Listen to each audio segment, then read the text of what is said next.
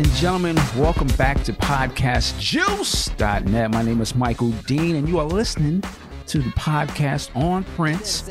And I'm going to just tell you right now, I know you already see the title, but we got a whole legend in the building. This one, y'all been emailing, writing over the years. So, yo, Mike, when you going to have Cat? When you did?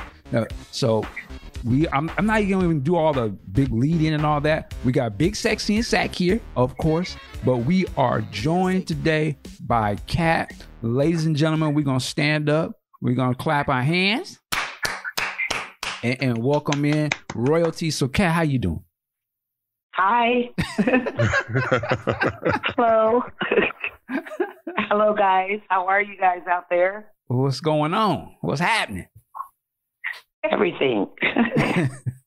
Well, Kat, everything. Okay. Well, thank you so much for, spending some time and coming on here. Listen, we so appreciate it. There's only a few people that I've always really wanted to talk to, and you were one of the top, and that's why I waited for very long. Because I didn't, I want to make sure I was ready and did we do our due diligence and did we put in the work? Because I didn't want to mess this up. So I really appreciate you coming on here. And let me get my whole fanboy thing out the way real quick. Listen, it's 2020.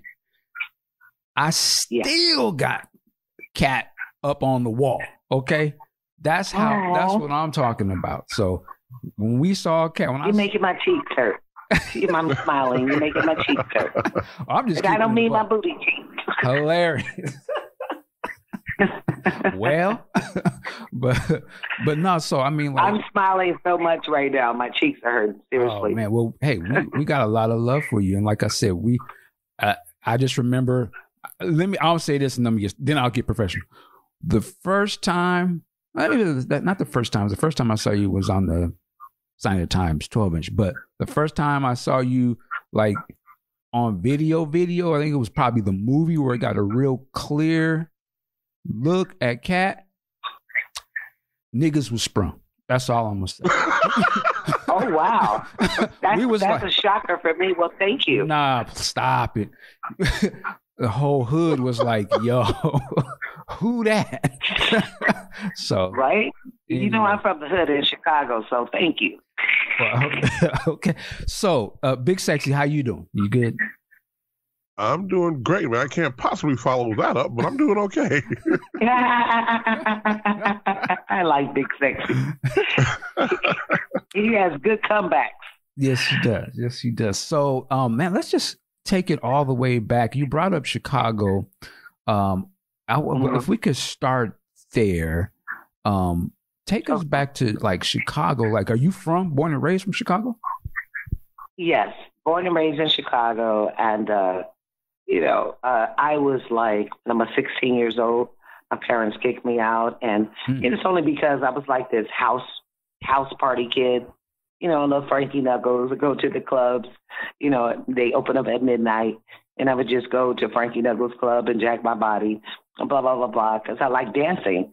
And it kind of started from there. What year, when was this? This was obviously in the 80s. And, you say Frankie Knuckles. You're trying to tell my age. Oh, you're trying to tell my age. Please. Let's see. I'm going to do my Prince voice. He was around that time. I was about 16 years old, and I was living on my own, and I love Frankie Knuckles, so I used to go to this place called The Warehouse, and Frankie Knuckles was kind of like my mentor, and but I was always into Prince at the same time, so I used to live on Lakeshore Drive, and I remember Prince was in town, and I used to take my tickets and hide it behind a picture in a hotel room in Lincoln Park. And that's how it started.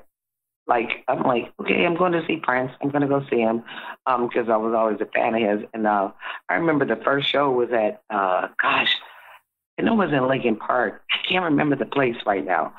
But that's where it started. So were you a fan of Prince from the beginning, or was there a particular album that got you into it? Oh, yeah. What it was I was always a fan of Prince, But what happened is I had these dreams and I used to get depressed. And the only thing that would keep me going was a Prince album.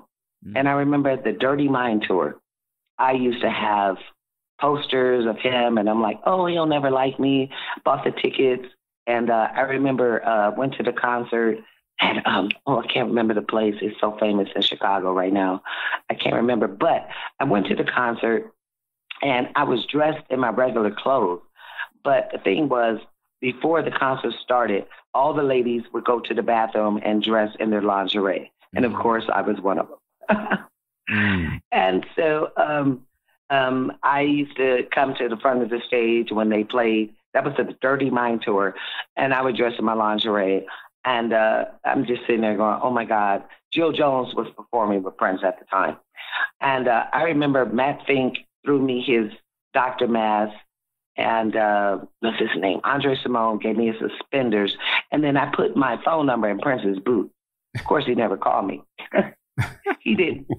Wow. Yeah. My hair was very short, and it was blue-black, and I was into punk rock. And I was dancing at a club where Prince and Dr. Fing, this was before the revolution, and my club was across the street called Beanbats.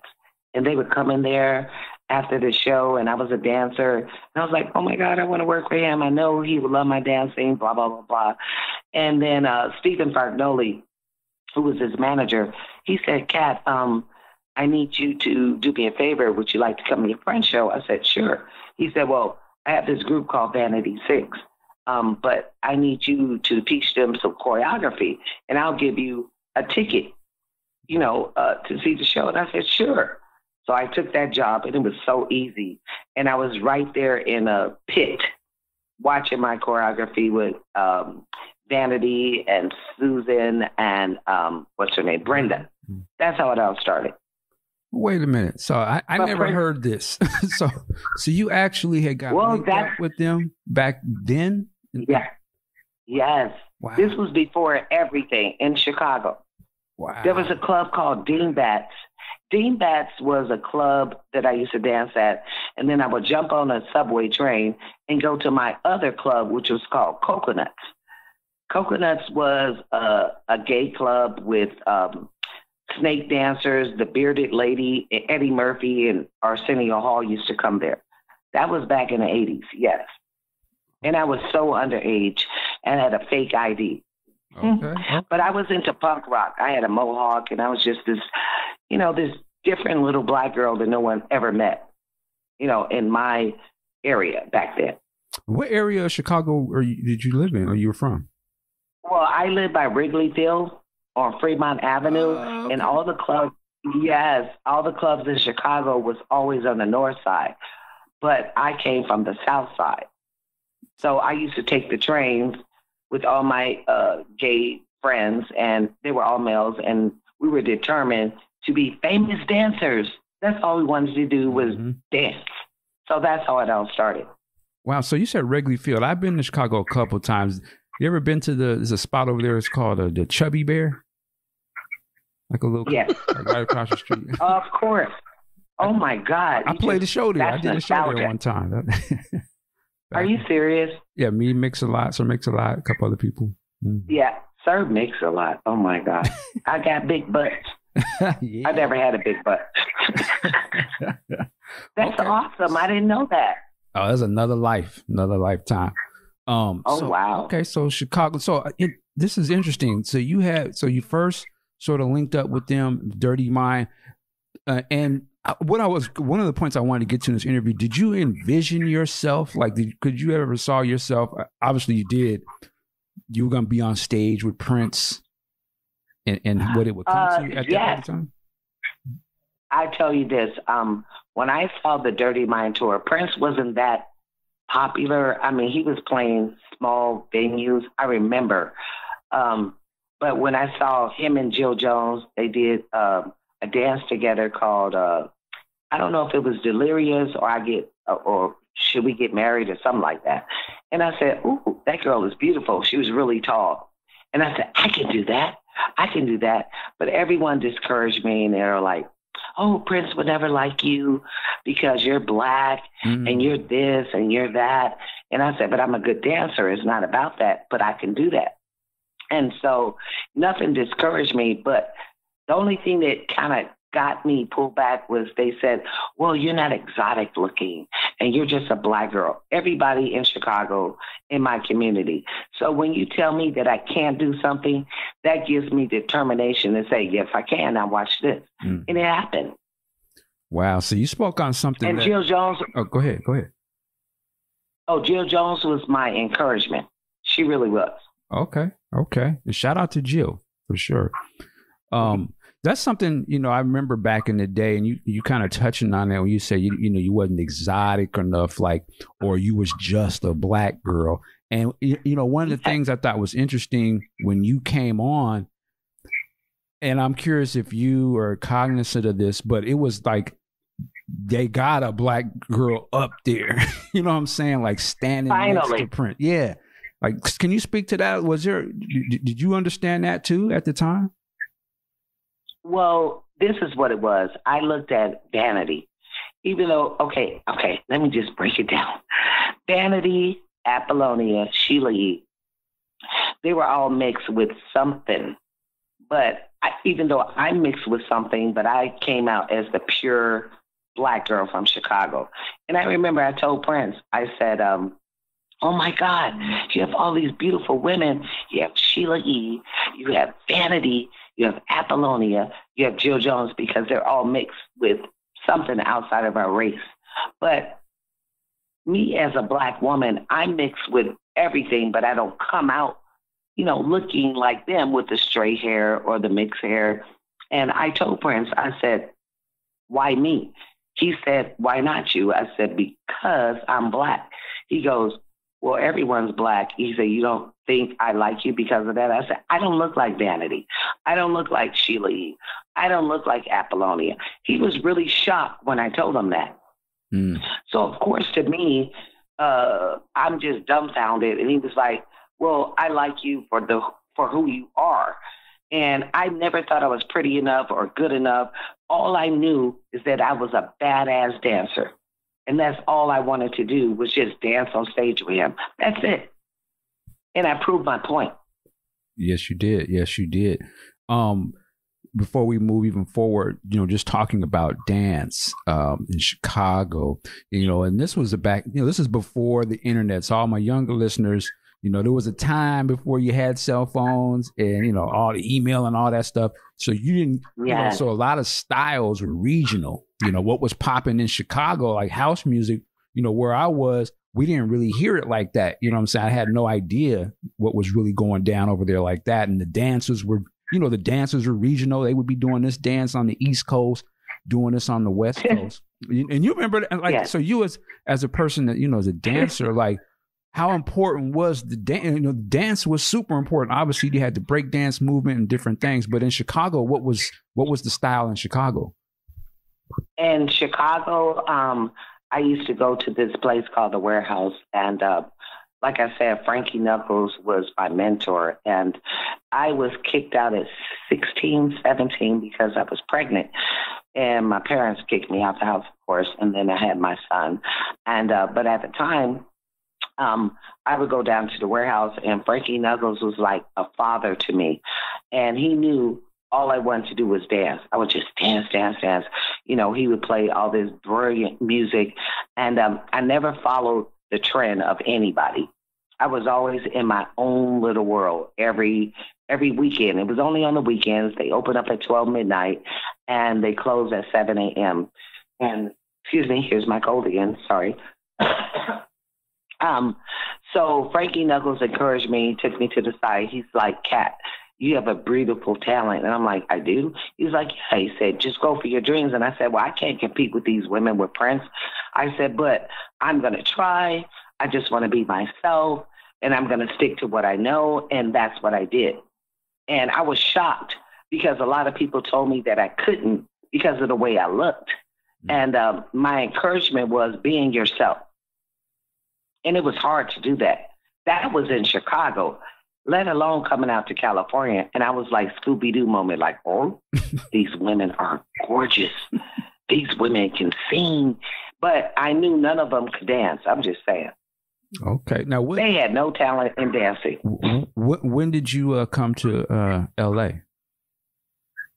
I moved to L.A. in 1984, and I lived with my uncle, and then I got a job in Beverly Hills on Beverly Drive, and at the same time, I was auditioning for, videos and stuff, but they told me I needed an agent, and I didn't know what an agent or management was, but I was in a club and in LA, and someone approached me and said, well, who are you? Do you have a manager or agent? And I was like, huh? Who is that? I'm from Chicago. We don't know anything about that. I was just kind of like my own free agent, like football players are.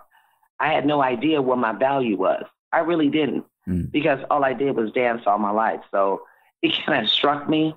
And I was like, I don't have an agent. I don't have a manager, And that's kind of how it started. And I was wondering, wow, everyone out here in LA, how do you guys make a living? What do you do? Oh, we audition. You need a manager. You need an agent. I was like, oh. So basically, yeah. And then when Prince met me, he asked me the same questions. Do you have a manager? Do you have an agent?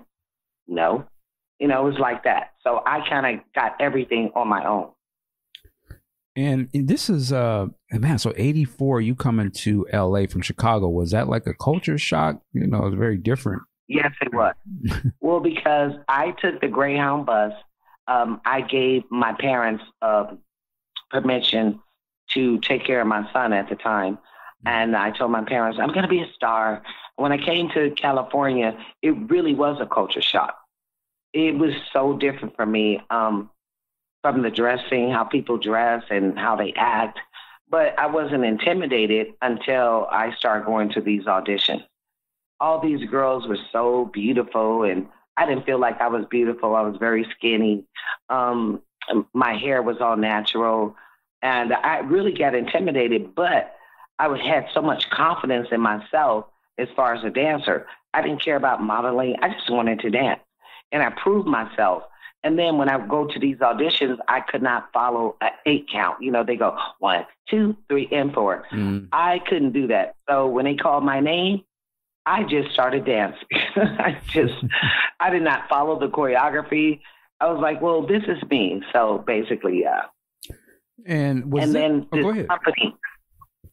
This company called Limelight Productions saw me and said, do you have an agent? I was like, no. They're like, well, we want you to look at some videos because there's this guy named David Bowie. David Bowie saw some work I did and asked me to come on this Glass Spider tour. The same weekend that Prince, I met in a club out here, who asked me to be in his band. So I'm so confused. I love both of them. Wow. And I'm like, wow, when it rains, it pours. And I'm not that, I had no courage in myself. I really didn't. I had no faith in myself, I had no courage. I was very intimidated by all the beautiful Black women out here, Hispanic, everybody. But I had faith in the point that I can dance. Mm-hmm. No one can take that away from me. I was not personally trained, nothing. So, yeah. And was this before, this was probably after Star Search that you got these opportunities? Or? Actually, it was during Star Search. Okay. It was actually during Star Search. How did you get on the Star Search? That was I wanted to go into that too. But go ahead. I used to dance in the clubs, like I told you, and there was this guy. Well, we were all club kids, and there was this guy named Patrick Allen Whipple, and him and I, and this guy named, I think I know you guys know his name, Gerardo Mejia. He did that song Rico Suave. Yeah. Remember that song? Rico Suave. Okay, exactly. Yeah, Rico. So he was my dance partner at the Palace in Hollywood. Wow. And I know. So we did this song to Soft Cell, not Soft Cell, I can't remember the group, but it was called Moments in Love. And everybody thought I was a man behind the screen because I had so many muscles. So anyway, we did this thing, and I was his dance partner. And then one day, somebody walked in, I don't know who it was, and they were like, what's her name? That's Kat. And does she have a manager? Does she have this? No. Well, we want her to audition for commercials. And I was like, okay. So I remember there was a Wendy's commercial with Kool in the Gang. And the funny part is, you guys are going to freak out about this. Okay. So I met Kool in the Gang at in Hollywood, and we did the Wendy's commercial. And I told them, I said, oh my God, you guys are going on tour. I'd love to go on tour with you. They said they would contact me, but they never did. So 2 years later, well, let me go back. When I met Prince, I went to Minneapolis and we went to Paisley Park, and I was in Prince's band. So then I walked into Paisley Park one day, and Prince told me I can't go into the sound stage because Kool in the Gang was performing and Paul Abdul was there. So why did Prince tell me that? This was my mission, to tell Kool in the Gang, you said that you would call me and you want me on tour and all this. So JT from Kool in the Gang said, I said, remember me? I'm the girl from the Wendy's commercial for chicken nuggets. And he goes, yeah, remember you. Why are you here? And I said, I wanted to go on tour with y'all, but you guys turned me down and took Paul Abdul. But this is my house. I work with Prince now. Broke their face. That was the biggest break face ever. I'm telling you, it was so good for me. It was like, booyah. They really asked me that. Like, I was a stalker or a fan, and I said, this is my house. I'm in Prince's band now. Yep. Wow. Wow. That's right. The way it is now. That's that paid. Right? That Paisley paid. So you didn't think I was good enough, but you were in Prince's house, but Prince thought I was good enough. Now what? Yeah. Basically, that's what I said without saying it. Wow. That's crazy. So, okay. So, Star Search, and for those who don't know, Star Search was like, you know, kind of the original sort of format for these shows we got today, like American Idol and all that kind of stuff. Yep. There was a lot of people who came through Star Search. There was Sinbad was on Star Search, right? Sinbad. Yes. Sinbad. Sinbad. Wasn't there a young? It's not Vanessa Williams, is it? Or was somebody else that came through? Who was some of the other people? Let me tell you a story. Yeah. Hold on. Sorry. No, you're good. My cold. Let me tell you a story about Sinbad. So when Patrick and I was on Star Search, Sinbad was a comedian. So him and I, because we made it to the semifinals and the finals. So Sinbad and I were backstage talking. Sorry. And he said, well, you know, I'm from Michigan. So I said, oh my God, my grandmother's from Michigan. Come to find out, my grandmother used to babysit Sinbad. Oh, wow. And so we both freaked out. He said, oh, your grandmother, Catherine Taylor? I said, yeah. He goes, the lady with the toes that's crossed? I said, yeah. He said, oh my God, your grandmother used to babysit me. And that's how, to this day, we are best friends. Wow. Okay. That's what happened on Star Search. That's great. Crazy, right? It's a small world, man. That's wild. That's how Sinbad, he was so awesome, and he was very disappointed that we lost the finals. But God does things for a reason. And I had no idea my grandmother used to babysit him in Benton Harbor, Michigan. Wow. And that's where you, on Star Search, that's when you first, what's the name of your dance that you do, you're famous for? What is there a name? The Cat Scat. The Cat Scat. I remember I remember seeing that on there. I was like, okay. And that's something, again, it was like, we had never seen nothing like that. You know, it's like, whoa. Yeah. I mean, it was just something that I learned when I grew up. I used to go to the library in Chicago, and instead of me getting out books, I would get out records, LPs that was from Africa. Mm-hmm. And there was this song called Akajawa. And I listened to Akajawa, and the sound of the drums and all this made me do that dance, the Cat Scat. And the more I listened to it and the years went by, I did it faster and faster and faster and faster. And that's how that came about. Wow. Wow. The Cat Scat, which is in the end of the movie. Okay, remember Before It's Gonna Be a Beautiful Night, when I knock all the guys down? Yep. Yeah. Yeah, but that actually, let me tell you, Okay, the dance came from Chicago from the African album of the song called Akajawa. But the dance came from Prince and I and his bodyguards. We were in Minneapolis, and Prince said, come on, Cat, let's go out to a club. So we went out to a club, and we're sitting in the private area. And I used to always tell Prince, every time we go out, you have to sit in this private booth, and we just look down on people dancing, really. And I was like, I want to dance. So I went downstairs. Prince stayed up there with Gilbert, his bodyguards. I went downstairs to dance, and there was this girl there. Her name was Michelle. Michelle used to work with me in Chicago at this club called Deanbacks. So I saw her, and I said, I want to dance. Let's just dance. So we started dancing, and she always tried to battle me all my life. So we were on the dance floor, and Prince is looking down on the balcony, and I started doing a cat scat, and she started backing up till I cat scattered on her so much she fell on the floor. So Prince saw that and started laughing, and that's how he incorporated that in Sign of the Times with all the guys lined up, and I knock them all down. Now, this is so funny. How did he have that vision? It was an accident, and he made it into a movie. Yeah, that's a visionary right there for you. Yes. Visionary. Mm-hmm, mm-hmm.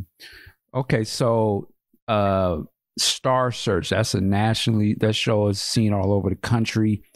You guys didn't win the final one though, right? No, we didn't. We went to the semifinals and lost the finals to a couple called Christopher and Snowy, who were dancing to Baby I'm a Star. Really? Prince. At the time, Prince's songs were not allowed on Star Search. You couldn't use his songs, which I wanted to use them. But there was this model. Her name was Devin DeBosquet. Yeah. And she was, remember her? I know who she is. Mm-hmm. From Baton Rouge, Louisiana. She was a Playboy model. Mm-hmm. And she was dating Prince at the time. And I told her, I said, well, I really want to use Baby I'm a Star. But we couldn't use it. So what happened was the team that won against us, they used that song. When we lost, Devin said, Cat, I feel so bad. I want you to come to a dinner at Prince's house in Beverly Hills for his dad. So I went to the house for dinner, and I remember sitting at this long table, about 12 people, and Prince walked in, and he tapped Stephen Bargnoli, which was his manager at the time, on the shoulder and said, come on upstairs, I want you to hear the song. It was Housequake. But then Prince noticed he knew everyone at that table but me. And he asked Stephen, who was that? And Stephen said, oh, that's the girls on Star Search with Devin. At the end of the night, we all went out to a club. I was very quiet. I was very shy. And Prince said, would you dance with me when a good song comes on? I said, sure, no problem. And then Prince said, that's the girl that's on Star Search. What song did she use? So after that, Prince asked me to dance with him. Then we started talking. I said, hey, I heard we couldn't use your song, but the couple that won against us, they used your song called Baby I'm a Star, and they won. And he just giggled and laughed. You know, it was like that kind of greeting. Yeah, I was like, you should have let me use your song, and then I probably would have won. But instead, we used El DeBar's song, You Wear It Well. Okay. Shout out to El. Yeah. Yeah, we did. El DeBar. How did it become? How did he ask you, or when did it come where he approached you to be in his band? Like, how did that come about? Oh, wow. So after we left his home in Beverly Hills and went to the club and he asked me to dance, I used to hang at this club called Vertigo in LA. And basically, you can sort of say I ran the club. They had a velvet rope, and I would make the club exciting because I would bring all the hip hop dancers in LA to make the club exciting because it was kind of bougie and it was boring. So we needed to entertain the boring, bougie people. So I invited Prince to Vertigo, and he saw the dancers and stuff like that. And then he came up to me, I remember, at a doorway, and he said, Kat, I want you to be in one of my girl groups. And so before I answered him, I bent down because I was shy, and I blinked my eyes. I turned around, and he was gone. This happened 3 times. So the third time at the club, I pat him on the shoulder. I said, look, don't disappear again. Yes, I will. That's what happened. He was like a ghost. Hi, Cat. Would you be interested in being in one of my girl groups? And I'm like all shy and bubbly going, of course. But when I looked up, he was gone. Basically. What did you make of Prince, like, in terms of those interactions? Was he what you thought he would be like? Yeah. Okay. He was very quiet. He was very shy and very, like, he was a enigma. He really was. He was an enigma. I couldn't figure this guy out.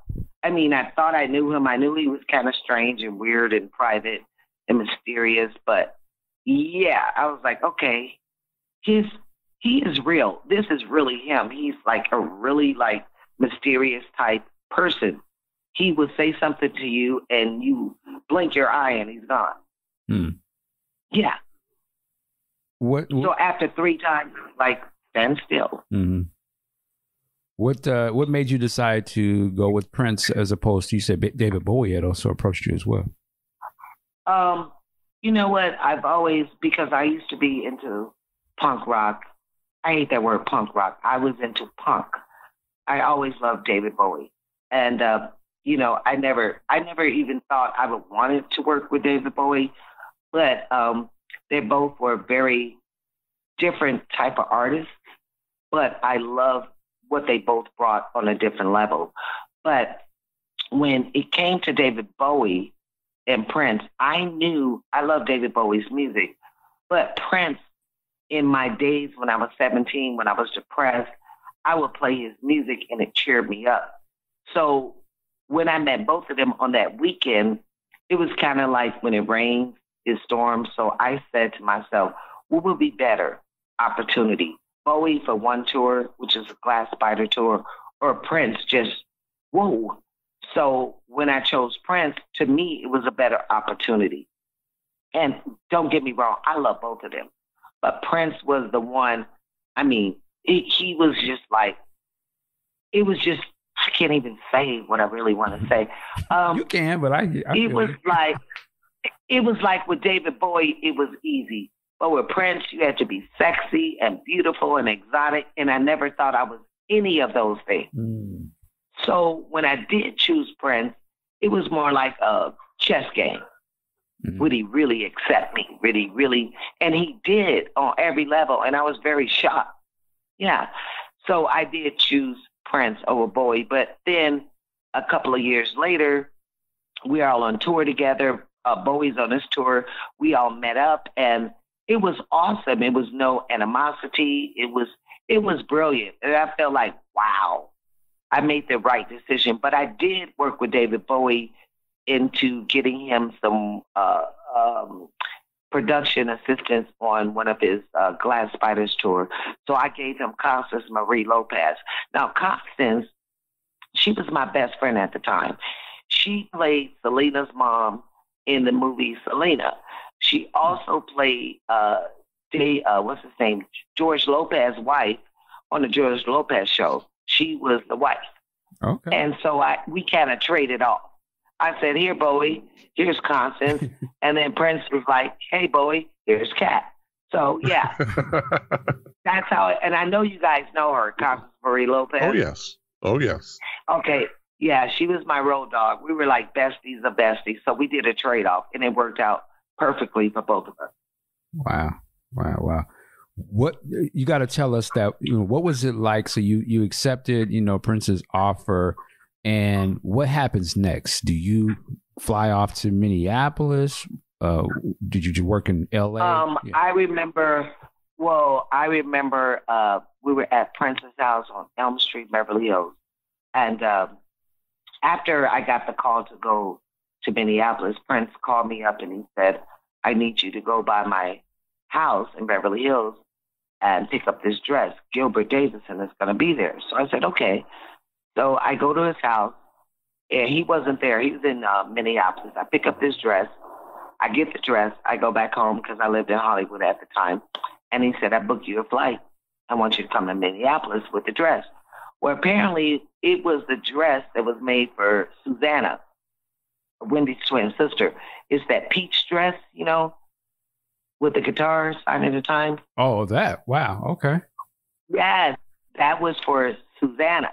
Mm. So he flew me to Minneapolis with the dress. I had no idea what was going on. The next day, he said, come to the warehouse because Paisley Park was still being built. So I fly to Minneapolis, and he told me to try on the dress. It wasn't fitted for me. It was fitted for her, but because I was so thin but muscular, it fit. So he told me to come there. I put on the dress, and then all of a sudden, he had his hair dresser do my hair like his, put me on the cross, the necklace, put me the glasses on, give me the peach guitar, and say, play the guitar. And he knew I can play, but I couldn't play that well. And so I didn't know what we were doing. But the next thing I found out, he showed up and said, here's the cover of Sign of the Times. And I was like, oh, what? Wow. See, he never told me what he was doing.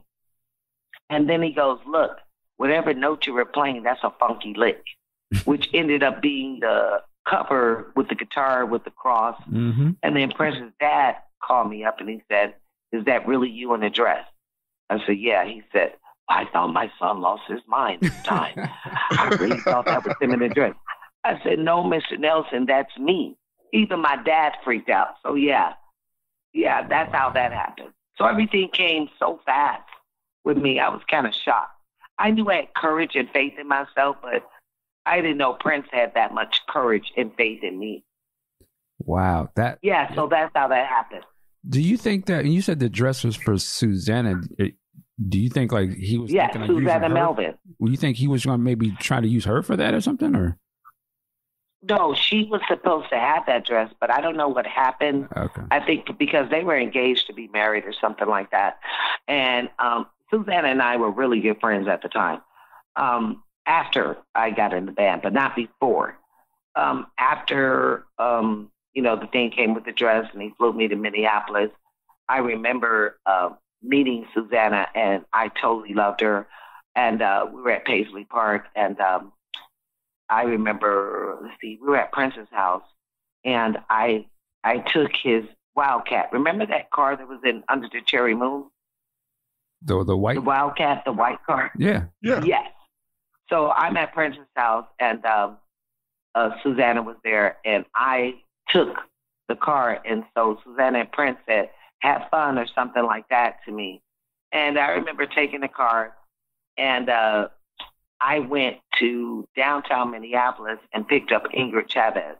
But while I was in the car, I noticed Prince had all these tapes and all of them was James Brown. And they were scattered in the back seat, in the front seat. Oh, God, they were in the cassette player.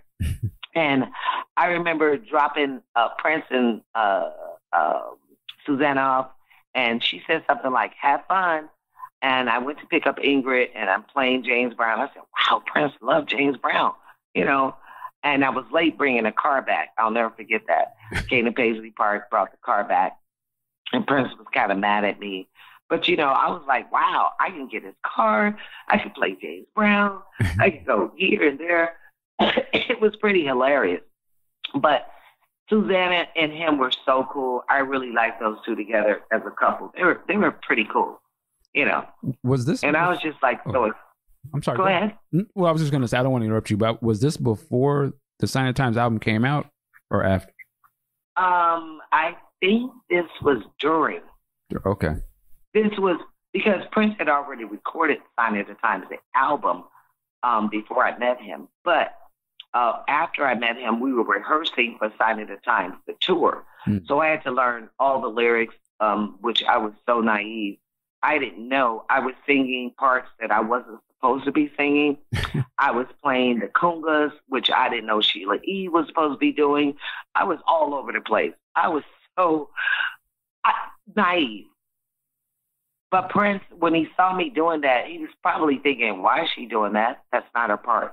But I sung everybody's lyrics. I played not the timbales, the congas. I didn't know. I was just young. I was stupid. But he saw that. He was like, she's interesting. But when we came to rehearsals, he finally gave us a part. That part that says, play in the sunshine at the end. We are not afraid to. We are going to. That is actually Susanna singing on the original album, but I didn't know that was her. And I started singing her part. I started doing the Sheila E. rap. What's that rap? Something about the Minnie and the Mouse and something in the Beatles. And Prince started laughing because I thought they said you have to learn everything on the album. So I did. That was hard. That's just like learning a whole script. They weren't specific. So you just said, I'm gonna learn all the album. I hear that. I learned the whole album. The whole entire album. When you yeah, that was hilarious. Just to put it in context for us, like and you mentioned Ingrid and Susanna. Was there, like, early on in this rehearsal, were they a part of that or something, or? Well, Ingrid came during Lovesexy. Okay, right. And Susanna was there doing Sign of the Times. Okay. But I had never met her because the Sign of the Times album, when I came in, the Sign of the Times album was still being recorded, and it was a 3-album thing, and it was called Crystal Ball or something at the time. And Warner Brothers told Prince, you can't have a 3-album, songs out there. So Prince narrowed it down to 2 LPs. But it was already recorded by Prince and the Revolution at the time. But the new band, all of us, we were just learning it. We were just learning it for the tour. So that was all pre-done before us. I remember that very clear, like yesterday. When you mentioned the Crystal Ball thing, I think it started with the Dream Factory, and then it went to Crystal Ball. Yes. Yes. How did in your viewpoint, how did Prince take, Warner Brothers saying to him, like, hey, you got to edit that down, and then he comes with almost a different concept or something. Were you around or aware of how he? I wasn't aware that much, but I do remember hearing that Warner Brothers said, it's too many songs. You have to narrow it down from 3 to 2. I do remember that. So Prince took the best of what he wanted, and he put it to 2 LPs. That's what I do remember, the best songs that he wanted. Okay. What did you think when you heard that album for the first time? What did you think of it? Oh, wow. I loved it. I loved it. Dorothy Parker touched me. I do remember sitting down. I was in Crisscross Applesauce, and they were doing Dorothy Parker. That song just amazed me because there's something about it that reminded me of Chicago, a struggling female or something. Dorothy was a waitress in the promenade. That I remember that so clear to this day. And I remember that it was so hard for him to take certain songs off the album. And Crystal Ball was another one of my favorites, which is why he put that ball in Sign of the Times. It was a kind of difficult situation for him. But like I said, all of us band members, we had nothing to do with that. That was actually the Revolution with Prince. Was pre-recorded before he fired them in Europe. And they were all, aside from Dr. Fink, they were pretty much out of the picture when you came around? Yes. Okay. Yes. Yeah, they were. They were out of the picture. Apparently he had fired them somewhere in Europe, put them in one room and said, well, I want a funkier band or something like that. I was like, whoa, that's cold. That's cold. Wow, you just fired the Revolution because you want a funkier band. I'm like, okay. Yeah, I was kind of shocked, but I spoke on it later. I didn't know Prince that well, but once I got to know him, I told him, I said, wow, you're kind of cold. I did. What did you say to that? Huh? I said, what did he say to that? That's it. That's it. And he pimped out the room. You know, that walk he has. Okay, right. Yeah, it was in Studio A. I remember that Paisley Park. He pimped out the room. So before we get into Sign of Times, I got to ask you, because you mentioned when you first came to Minneapolis, Paisley Park had not been completed yet. What was it like once that opened up? Were you there opening day? What was that, the whole scene about? We had just finished the Sign of the Times tour. When we were on Sign of the Times, Paisley Park was still being built. Oh. And when we got off the Sign of the Times tour, we got to come in Paisley Park, and we were like, whoa, wow. It was like our house, our playground. I'll never forget. It was just us. And I remember walking in there, and I was so mischievous.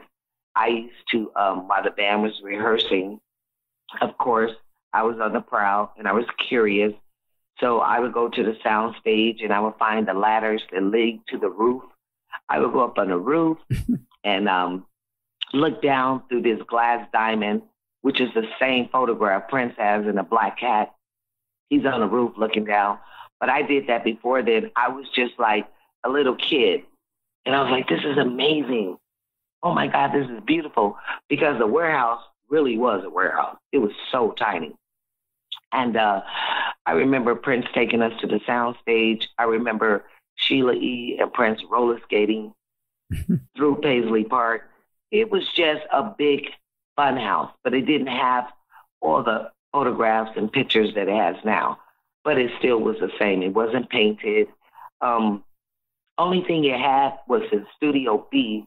Prince had, I can't remember the artist's name. He did my logo. He did this room. We had all of our names and pictures and on the wall in Studio B. And then they had a dance studio, which I told Prince, thank you for the dance studio. It was just amazing. We were so happy at the time. I mean, oh my God, it was just beautiful. We had no gates. You know how it is now. You have security, you have fences. It was nothing like that. Wow. Yeah, it was freedom, not like it is now there. It was freedom because no one knew that we were out there. They just knew that was Prince's building. No one bothered him at the time. I'll never forget that. You could walk into the front door. A secretary was there. She'll just ring Prince or whoever. It wasn't like it is right now. That's what kind of bothers me. That really does bother me because the freedom has been taken away. We'll come That's back. why I would never go there. Oh, I really? would never, ever, ever go to Paisley Park. Really? To this day, I won't. No. It's not home anymore. When was the last time you were there? Probably in the 90s. Okay. Yeah, I would never go there because it's not the same. It's not home. It's become some type of corporate office business. And then I found out that they have a liquor license. Prince never did like liquor. He might have had a glass of wine, but he would never approve of that. So, yeah, I just have the memories in my head, how it was and how it should be. So, yeah. Have they ever approached you to participate in anything?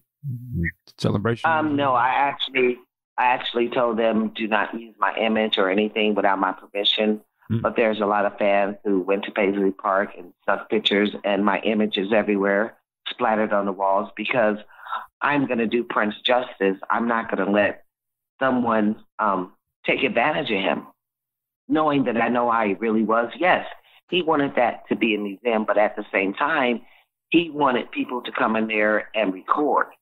Right now, it's become a circus. I just can't.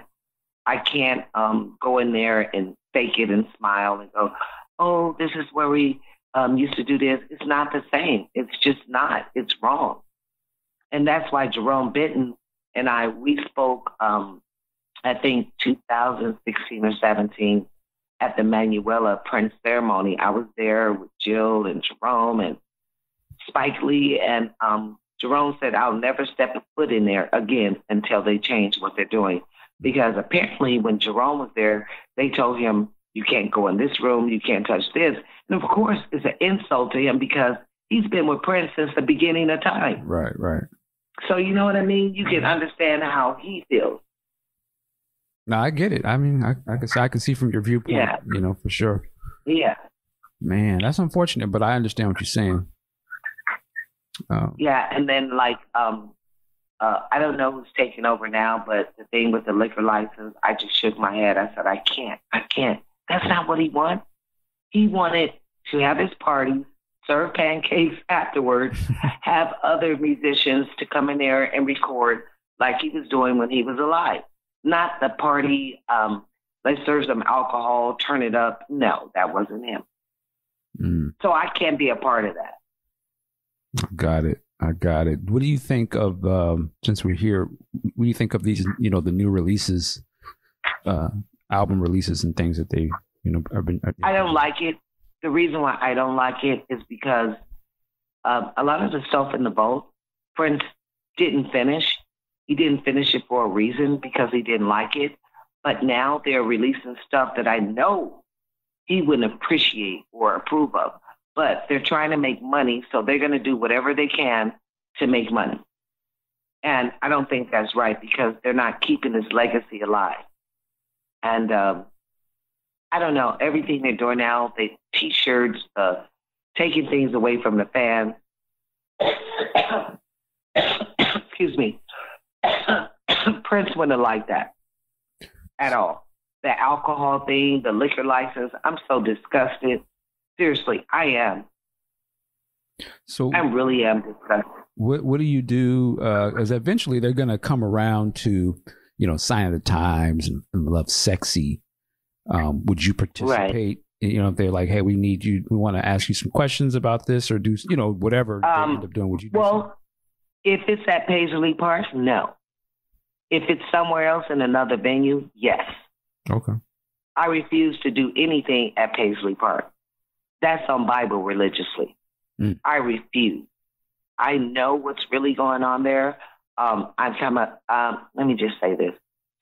I'm upset that, and it's really not her fault. I'm trying to give her the benefit of the doubt. Tyka, she got herself caught up in a web, trying to get what she deserves. But at the same time, she spent so much money on these shiesty lawyers that they knew what they were doing. They knew that she had to have lawyers to gain this and gain that.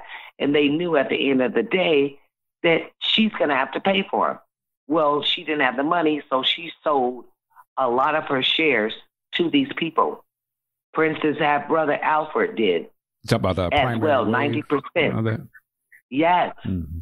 So basically, the shares they sold to pay off the lawyers were the most important shares, meaning the shares you sold was they can do what they want to Paisley Park just to pay off these lawyers, which is why they have the liquor license and which is why they have control of certain things.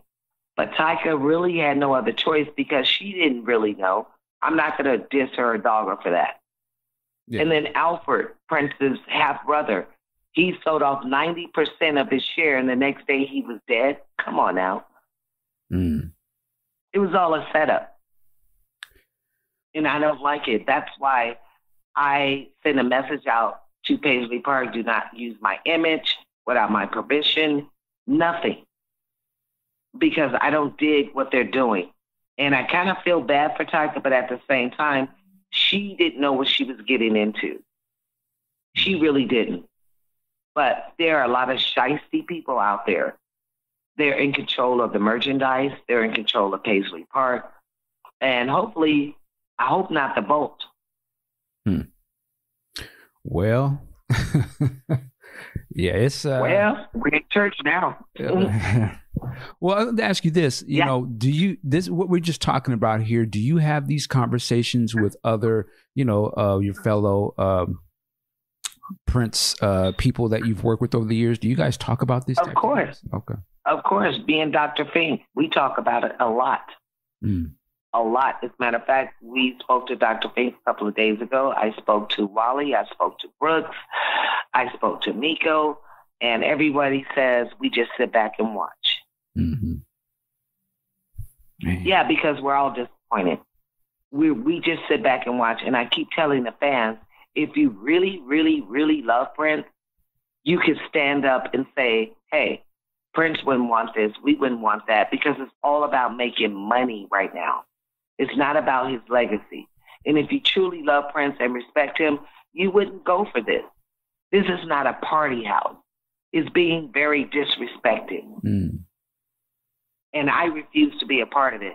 I agreed to do this interview with you guys because I heard about you guys. My business manager, Haley Draco, has so much respect for you guys.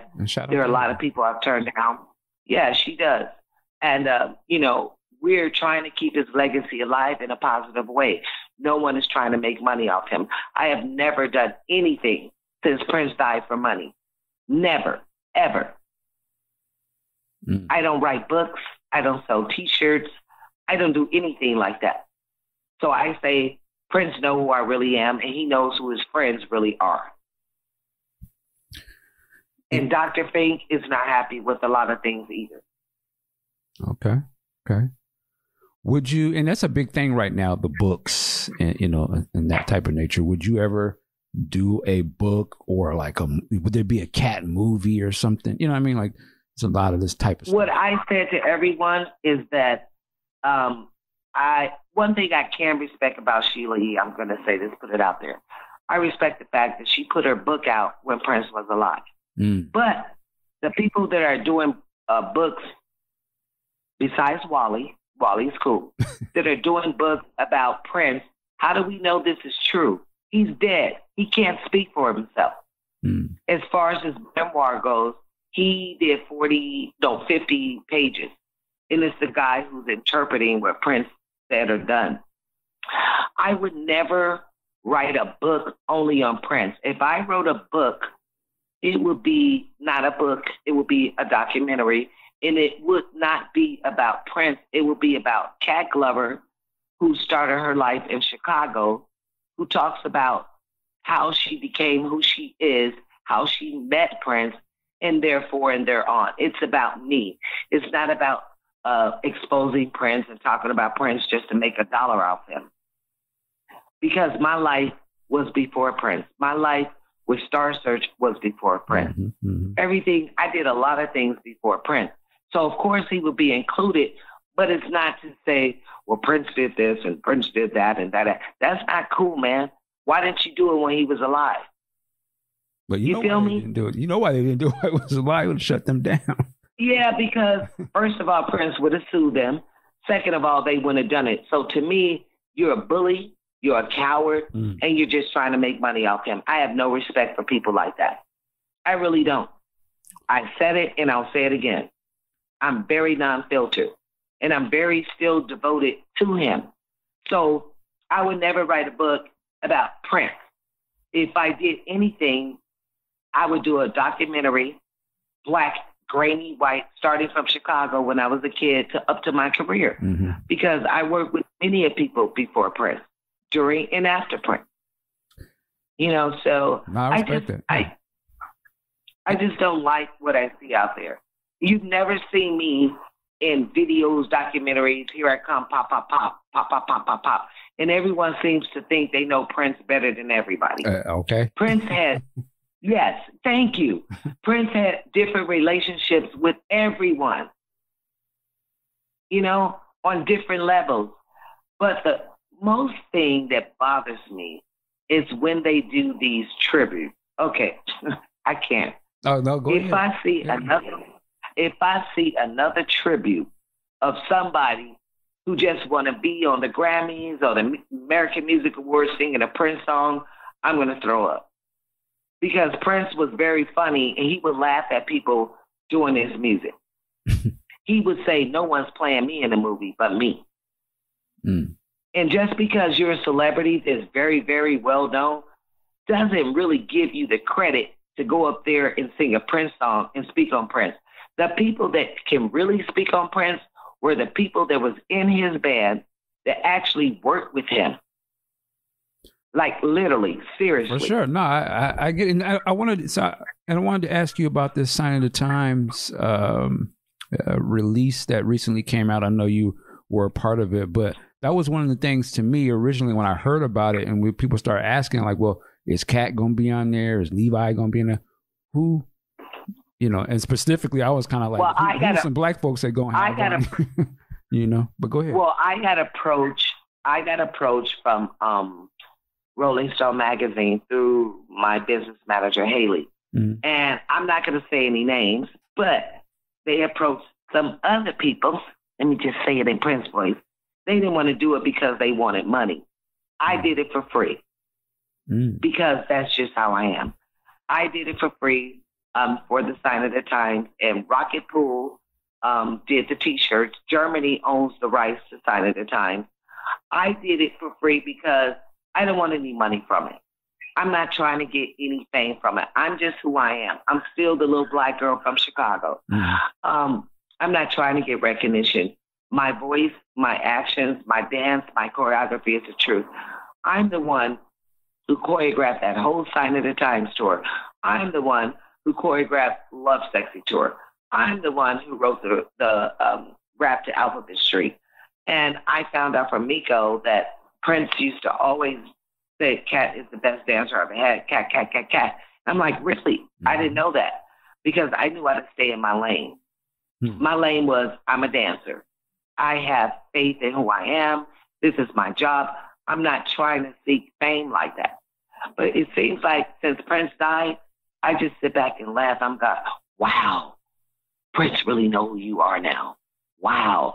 And now I'm hearing stories about band members. I had no idea what was really going on. And I'm going to stay true to myself, period. Okay. I pick and choose what I want to do.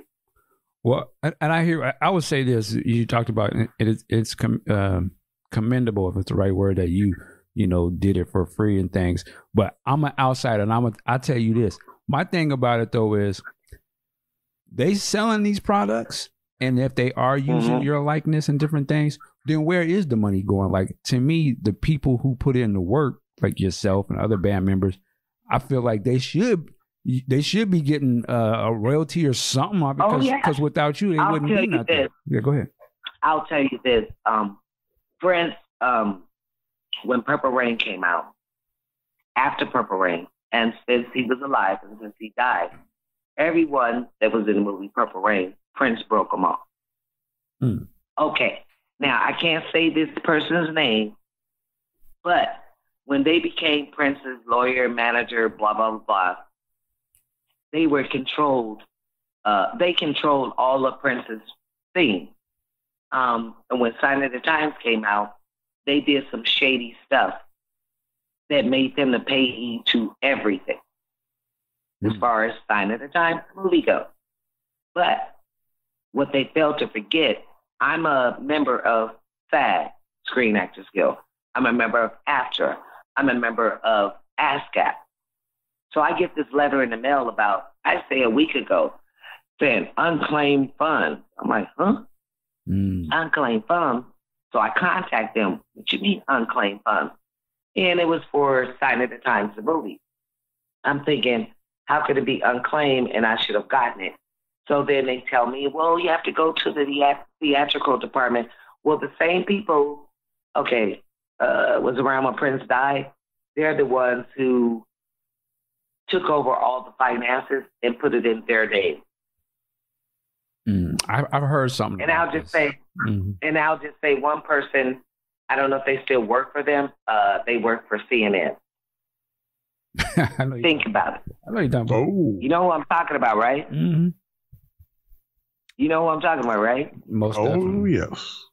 Think about it. CNN.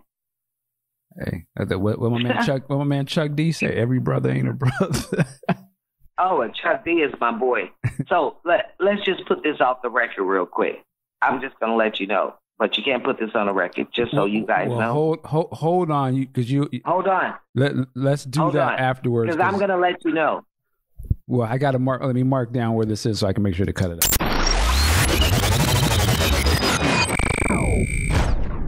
Ladies and gentlemen, we are back. I don't know if I'm saying lighten the mood, but just to pivot just a little bit.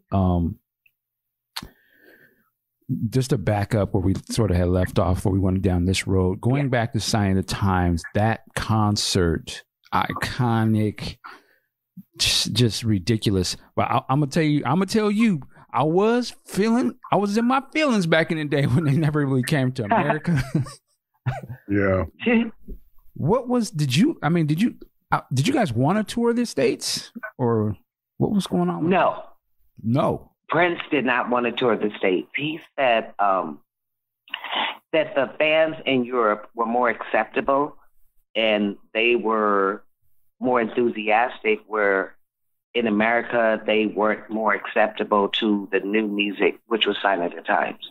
So he wanted to do just a European tour, but unfortunately, while he was doing the European tour, it was a thunderstorm, a rainstorm, and I remember us playing live outside, and the rainstorm came, and I remember the lightning was striking, and it hit a sign, and it hit Bonnie Boyer's keyboard and took a chunk out of her keyboard. And Prince told us to keep playing, and it got worse and worse. And mind you, I'm in my panties and bras. Prince said, "That's it." He told the people the concert was over. So he decided to film it. We went back home to Paisley Park. We had the film that we did live in Europe, and we did pickup shots at Paisley Park, and then we did some overdubs here in Los Angeles at Larrabee Studios, and it's another studio up in Hollywood. So that's how that happened. It's all mixed together. He decided to put it on film. That's what happened with that. He did not want to come to America because he said the American people didn't, he just wasn't into it, because he said they did not love him like Europeans did. He really did. Man, he was. And so that's why we decided to put it on film. And if you look at it closely, you'll see there's scenes with lighters. That's in Europe. Then you'll see close-up shots. That's at a studio, at a recording studio here in Los Angeles, in Hollywood. Yeah, I've seen. And then there's overdub. Yeah, you can. Yeah, I mean, I've seen it so many times now. You can really start to spot it. But when it first came out, though, man, that was just it was a head buster. Like, I was just blown away watching that. But again, I was just mad that we didn't get this. I was like, man, you wrong, brother. We love you out here. Me too. I felt the same way. I wanted to go to Chicago and make myself proud of my family and all my people in Chicago. I was bad too. So join the club. Yeah, we was ready. I was so bad.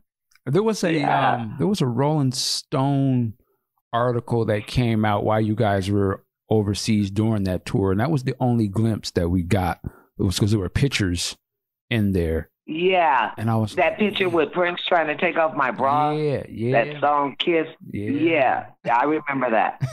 Yeah, I remember that. And I remember the band started laughing, and I told Prince, I said, "Wow, you can even take off a woman's bra right." He really tried to do it.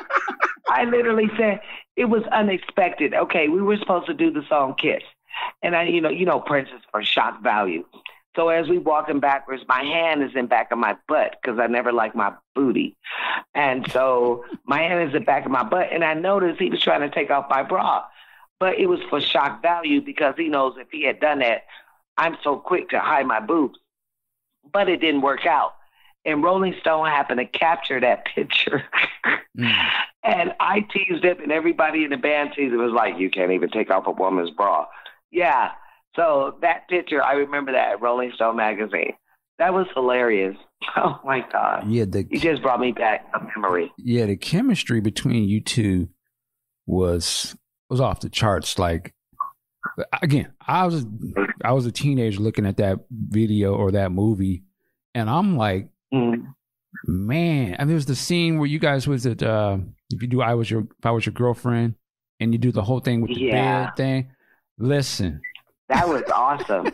I was like, man, is they really about to get it popping? Like, what is Prince and this girl dating? Like, what's going on? This was funny because I didn't know about that scene because Albert Magnoli. Okay, at the time there was a director's strike, so Albert Magnoli was not supposed to be directing it. So that's why Prince put his name on it as a director, but it was really Albert McNally. Albert told Prince, this is what I want you and Kat to do. I want her to get on his heart, and then I want you to get on top of her, and there was these hydraulics. So I'm on this heart at the end, and I'm thinking, Prince is so short, and I'm so tall. And I remember when that heart went back, my hair got stuck in the heart at the end. Oh, wow. So Prince had to tell Dr. Fink to keep playing that one note for, I think it was Let's Go Crazy. I'm like, my hair is still stuck. It was so hilarious. Yeah, that's why it took so long. And I'm like, I can't do this, Prince, you're so short. He was like, don't move, don't move. We were actually talking to each other on that heart. Yeah. That was not my idea. That was Albert McNally's vision. Okay. What about the part where he's, I think it was Hot Thing, and he's like slides through your legs and grabs the skirt or something? Oh my God. How many times you guys got to practice doing something like that? Okay, I'm going to bring it to you short. So we were in Stockholm, Sweden, I think, and we were going through rehearsal, and Prince, they had this tutu on, and it had Velcro on. So we're practicing this because I had choreographed it. Unfortunately, I didn't choreograph the part where Prince slides through my leg and take my skirt off with his teeth. However, I was supposed to run, but when I ran, the linoleum on the floor had a bubble in it. And so when I ran, I tripped and I tripped and I tore a ligament in my right ankle. So I remember I jumped off the stage in rehearsal and I was crying, and Prince didn't know what was going on. So I'm backstage and I'm crying, and Prince came back there and said, I thought you ran off the stage because you're on your period. I said no. And my ankle was swollen. Yeah, he said something like, oh, Wendy and Lisa done that too. Wow. He thought it was that. And I said, no. So he sent the doctor backstage, and my ankle was swollen. And they took me back to the hotel. The show was in 2 weeks, so they gave me a shot. I'll never forget that, in my ankle. And they told me to stay off my ankle for 2 weeks. And I'm like, all this for Hot Thing? And I told Prince. So 2 weeks later, I wore this wrap that you can, if you look closely at the movie, on my right ankle, there's a wrap that matches my skin color. And this shot they gave me it was good for like 4 hours, and then it wore off. So I was in pain on stage, but I continued to dance. And it was a torn ligament in my right ankle because the crew forgot to flat out the linoleum, that black piece of bubble. Yeah. Wow. What was the process? I mean, this was your first tour. What was that whole process of just the rehearsals and working with the band, and then you guys, when they introduced the stage to it? I mean, it seemed like that was so intimidating. I was so intimidated, but at the same time, I was so excited because I was the youngest in the band. I was the newest in the band, and most of the band members was Sheila E.'s band. Prince told Sheila to fire her band at the time, and Sheila fired her band, which was Miko, Bonnie, Levi. Yeah, that was it. And then Prince hired her band. Yeah, that's what happened. Yeah, I was new, but yeah, that's what happened. And so Sheila fired her band. Come to find out, Prince hired a band and then made Sheila the drummer. That's the truth. So I'm the newbie. I'm the youngest. I was so overwhelmed. I was shocked. I was so happy. It was like, oh my God, Sheila E. Oh my God, Sheila E. That's all I was saying. Love her. And I'm looking at Miko and Dr. Fink, and I was just overwhelmed because I was the youngest in the band. I never experienced anything like that, but I held my own. Yeah, you had such a being from Chicago. Yeah, you had such a prominent role in that, though. Like, at least from our point of view. But I never knew I would. I never knew what Prince was up to. I never knew his plan, but when we figured it out, I won't say the name, but someone said, they put her on the cover. I didn't know I was going to be on the cover. I had no idea. I didn't even know what I was doing. I just followed direction. That was it. So you said somebody was hating? Oh, yeah. Oh, yeah. But my little young, immature, naive, but I just loved everyone. I had no idea I was being hated on. But it was okay because, you know, I wasn't in that frame of mind. I never knew the music industry. But, you know, I learned quickly. I did. I learned quickly. And I didn't realize that once you are in a band with a famous person, there are a lot of people that have been there before me for years. They know the drill, but I didn't know the drill. But being a little girl from Chicago, I finally clicked like, whoa, I'm not liked very much. Okay, but I'm here to do my job, and that's it. What was it, you know, during this time? And I've heard other things, and hopefully we can get some clear understanding on this. But talk to me about like the Black album, and like. Oh, okay. So when I first got in Prince's band, I remember he asked me to come to Paisley Park, and I don't know if he was testing me to see if I can sing or rap, but I do remember being in Studio B, and him and Sheila E. were rehearsing. I think it was La Grind. And I remember Sheila E. was doing her timbali solo, and Prince asked me to check the mic. He said, say something, check the mic. So I started rapping, Music is the Key. I had no idea he was recording me. And it was a song called Cindy C. And he recorded it, and then we did La Grind, and we did Cindy C. We did Bob George. Anyway, at the end of the day, he put the song on a Black album. But Steve Silk Hurley from Chicago is a dude that do house music. He actually wrote the rap for that. It ended up being on the album. Me not knowing about the music industry and copyright, before it came out, I told him, I said, I didn't write that rap. It's a guy named Steve Silk Hurley. I used to go to house clubs in Chicago with Frankie Knuckles, and that was it. So we had to get clearance on that. And that was the first time that Prince heard me rap or sing. So that's how that started. But most of that album was previously recorded right when I got in the band. And it was only me, Prince, and Sheila E. at the time. And that was recorded in Studio B. Okay. And do you remember other songs that you were jumping on as well? I mean, I've heard other things. I can only assume that's your voice I hear in some of these things. But do you remember other songs that you were working, you got on as well? I was on a song. Well, you know when Minneapolis County sheriffs invaded Prince's vault and drilled in the vault. Well, my business manager got pictures of the vault, and I told her, I said, a lot of my music I recorded is in the vault. And there's a song called Cat Attack, a song called Cat and Mouse. It's a song called A Man Called Jesus. And I told them that I have recorded these songs with Prince, and most of them I wrote with him. So when Minneapolis County drilled that hole in the vault, they took pictures.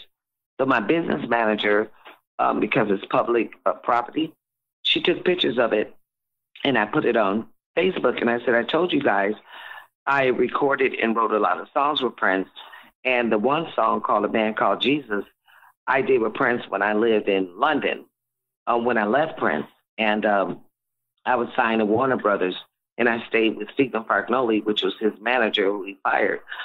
So Prince, you know, people thought that me and Prince fell out, but we actually didn't. And he knew I was signed to Warner Brothers in England. So he said, I want you to come to Minneapolis and do these songs. And he wrote these songs. I recorded the first song, Man Called Jesus, which was a rap. Warner Brothers did not want me to release that. So Prince gave it to Mavis Staple. Mavis Staple ended up doing the singing version of it. I did the original rap version of it. And then there was a song, A Man Called Jesus. Also, the song from Carmen Electra album, Good Judy Girlfriend. I wrote that. Really? Carmen didn't know that. Prince gave that to Carmen. I wrote a lot of songs, but I didn't know about copyright or nothing. I was just so excited that Prince liked my music and used it. Mm-hmm. You know, I didn't know about copyright. I didn't know about anything like that. That's how naive I was. But there's a lot of photographs of the vault that Prince put my name in a red circle, and it says Cat Attack, Cat and Mouse, Man Called Jesus, and it's all in red, and it has the dates on it, all in the vault. Wow. Do you have copies of these songs? No, I don't, because since Paisley Park got taken over by banks and all this, they have everything. They own it. Yes.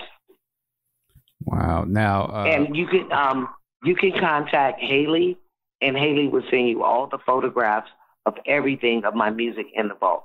And this is the thing. I'm like, I don't want them to release my stuff without my permission. Alphabet Street, the rap I wrote. Yeah. Wow. Amazing, right? That's crazy. It really illustrates too how, we gotta, be on our business, man, because there's so many outside people that want that bag. Exactly. And this is what happened. And I'm going to tell you this. I don't believe for 1 minute that Prince did not leave a will or will of trust. There's no way.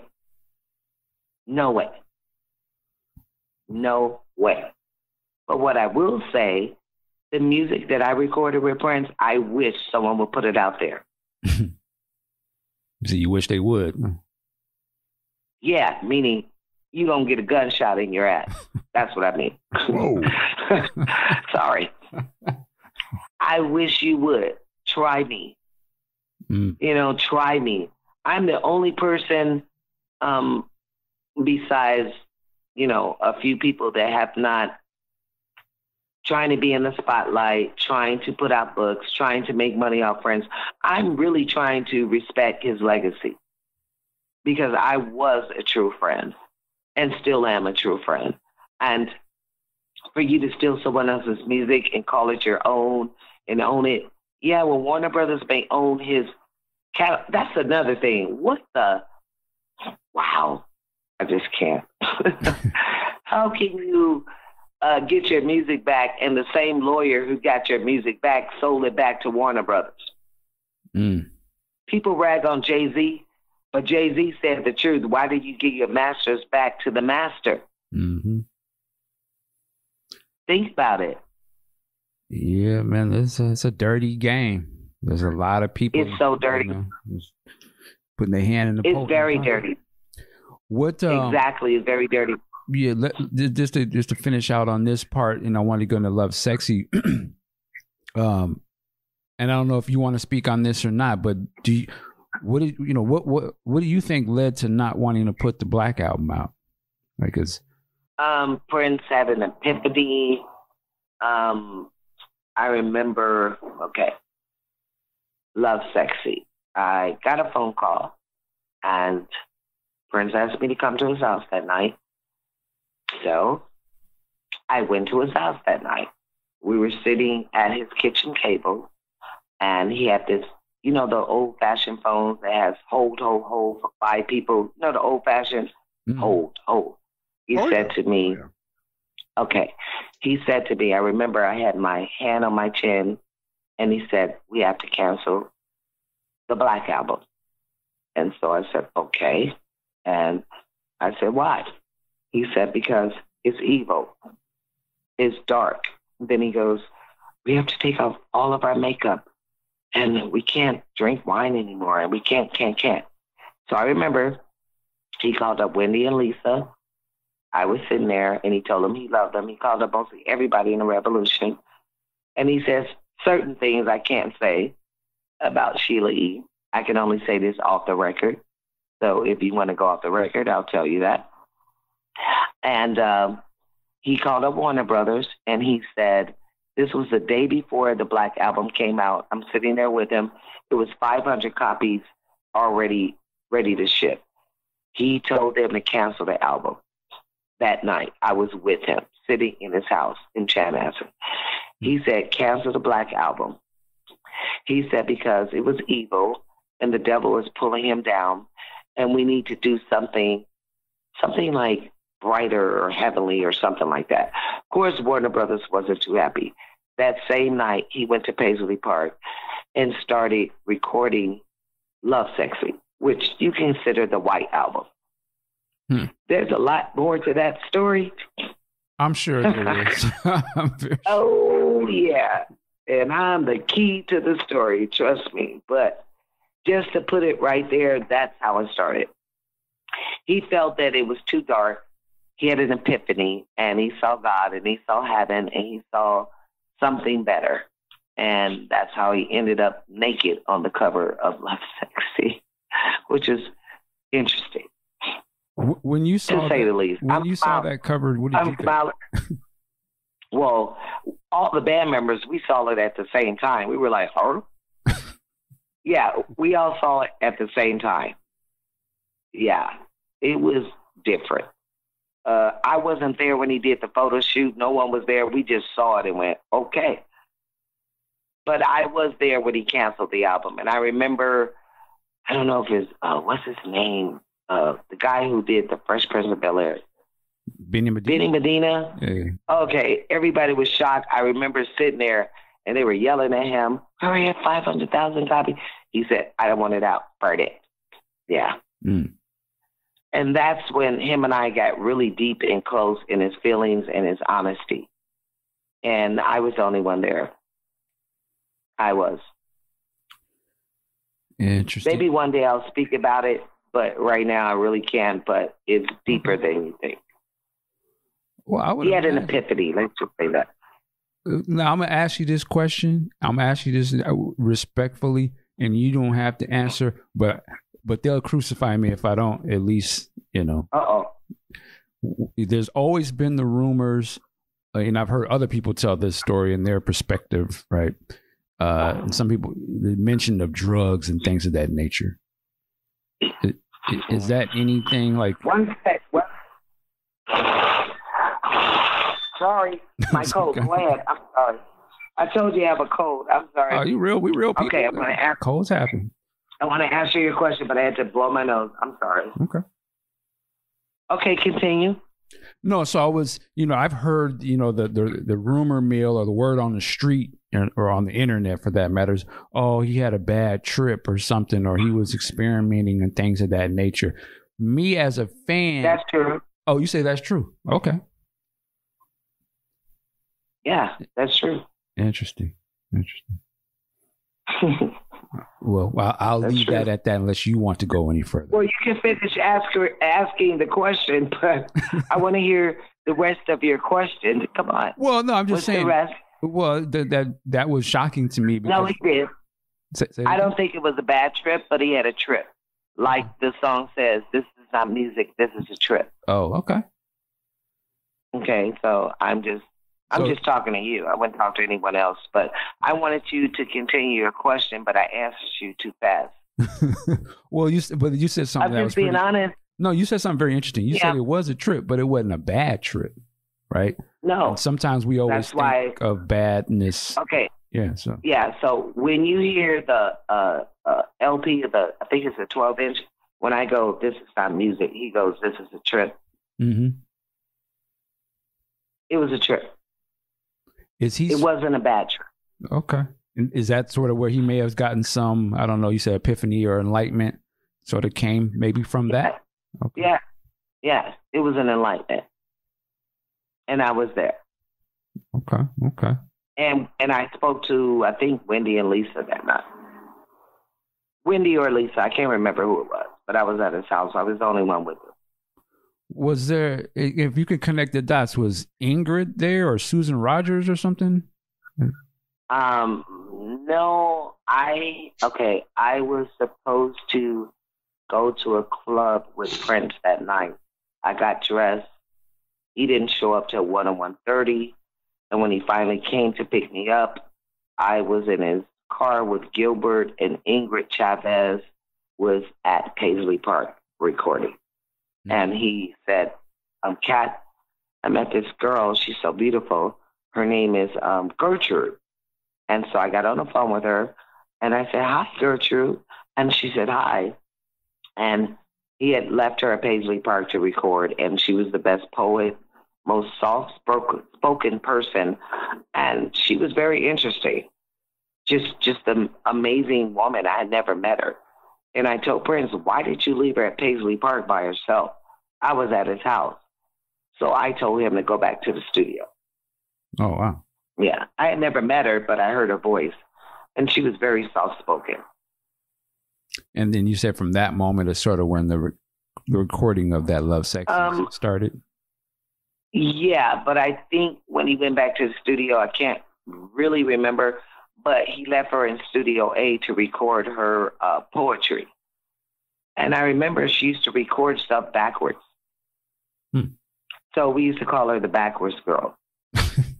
Okay. We did. Yeah. Was this? But when I got to know her, she was the most amazing, soft-spoken, beautiful soul. I mean, she to this day, Ingrid is amazing. When I did the symposium in New York, not last year, but 2017? No, 2018. It was just me, her, and Matt Fink. She is just still the same. She's a beautiful soul. Yeah. Shout out to Ingrid. So, was it also did you say it was a change? Did he change sort of his demeanor at all? Yeah, he went from hell to heaven instead of heaven to hell. He was in a dark space, and he had an epiphany. And okay, there's the airplane. He had an epiphany, and it's something that he saw that was more positive, like a light, and he changed. You said he was in. And if you see the Lovesexy tour, the Lovesexy tour has a lot to do with that particular night. And I remember I wrote a song called December 1st, 1988. But it was actually December 1st, 1987 on a Tuesday night. Yeah, and that song was on my unreleased album. But December 1st, 1988 was better than December 1st, 87, 1988. And if you go back, December 1st, 1987 was a Tuesday night. And that's when that all happened and changed. When you say he was in hell, like, what do you mean by that? He was fighting with, for me, he was fighting with evil and good. Like the devil and God. Okay. And he chose God. Because, like when we're born naked. Mm-hmm. So when he did the Lovesexy album, he was naked. Like God, when you have a child, we're not born with clothes on, we're born naked.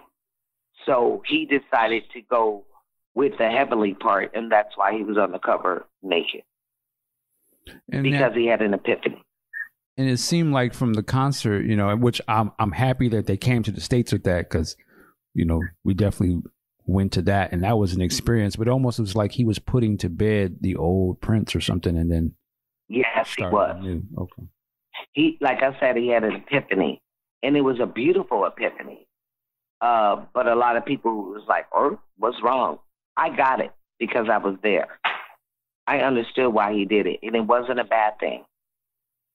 And I have to thank Ingrid for that. Wow. Okay. And the process of making that album, were you there while he was recording? Were these newer songs than, stuff? He would call me up. We were staying at the Chanhassen Inn. I remember I was laying down, full makeup, because I know Prince will call you in the middle of the night. And he called me, and he said, I need you to come down to the studio. And I came down, and he said, I want you to hear this song. The song was When Two Are in Love. And I thought, wow, what a beautiful song. Love is, and then When Two Are in Love, I loved it, but I didn't know where it was coming from. So then he called the band in, and he played all of us the songs, and we listened to them, and we were trying to figure out where is he coming from. I'm the only person that knew where he was coming from. It was more like he was trying to get closer to God instead of the Black Album he thought was really dark and not heavenly or something. like I said, there's a reason why he did that, and I really can't say it right now. I'm not comfortable, I feel you. But I know why he did that. Mm. Man, and so I'm pretty sure you heard rumors. a little bit, but yeah. And so the Lovesexy, the album, and it was just again, just like Sign of Times, it was a total different look, and everything was totally different. That show, that concert, that stage was, to me, that was the best Prince tour. Thank you. Ever. I feel the same way. I feel the same way because Sign of the Times, to be honest, Sign of the Times was someone else's work before me.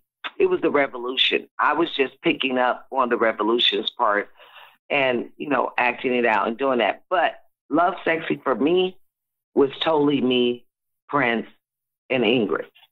That I felt more comfortable with. The story we were telling, the dances we were doing, the entourages, everything in Lovesexy had to do with my personal experience with Prince before Sign of the Times. Sign of the Times was the new girl. I was just following the route. Lovesexy was personal, extremely personal. And what was that? What extremely personal. So what was that like working on that show? Because that show seemed like that was the biggest thing he had ever done at that time. You're in the round. There's so many different elements going on. How long of a process was it, rehearsing that? We rehearsed for 3 months. We had to get used to hydraulics, a round stage, which he had never done. Just different lighting, it was just so deep. It was just different. And because I knew where the experience came from, I was so into it, like spiritually. Mm. My mind knew every song, and while I was sitting there watching rehearsal, I knew why everything was written. Every line, every drum beat, every emotion, where a lot of the band members, they probably knew, but I knew more personally. Wow. So we should really listen to the things that were said in that. Why is Big Sexy, why are you so quiet? Hello? I'm here.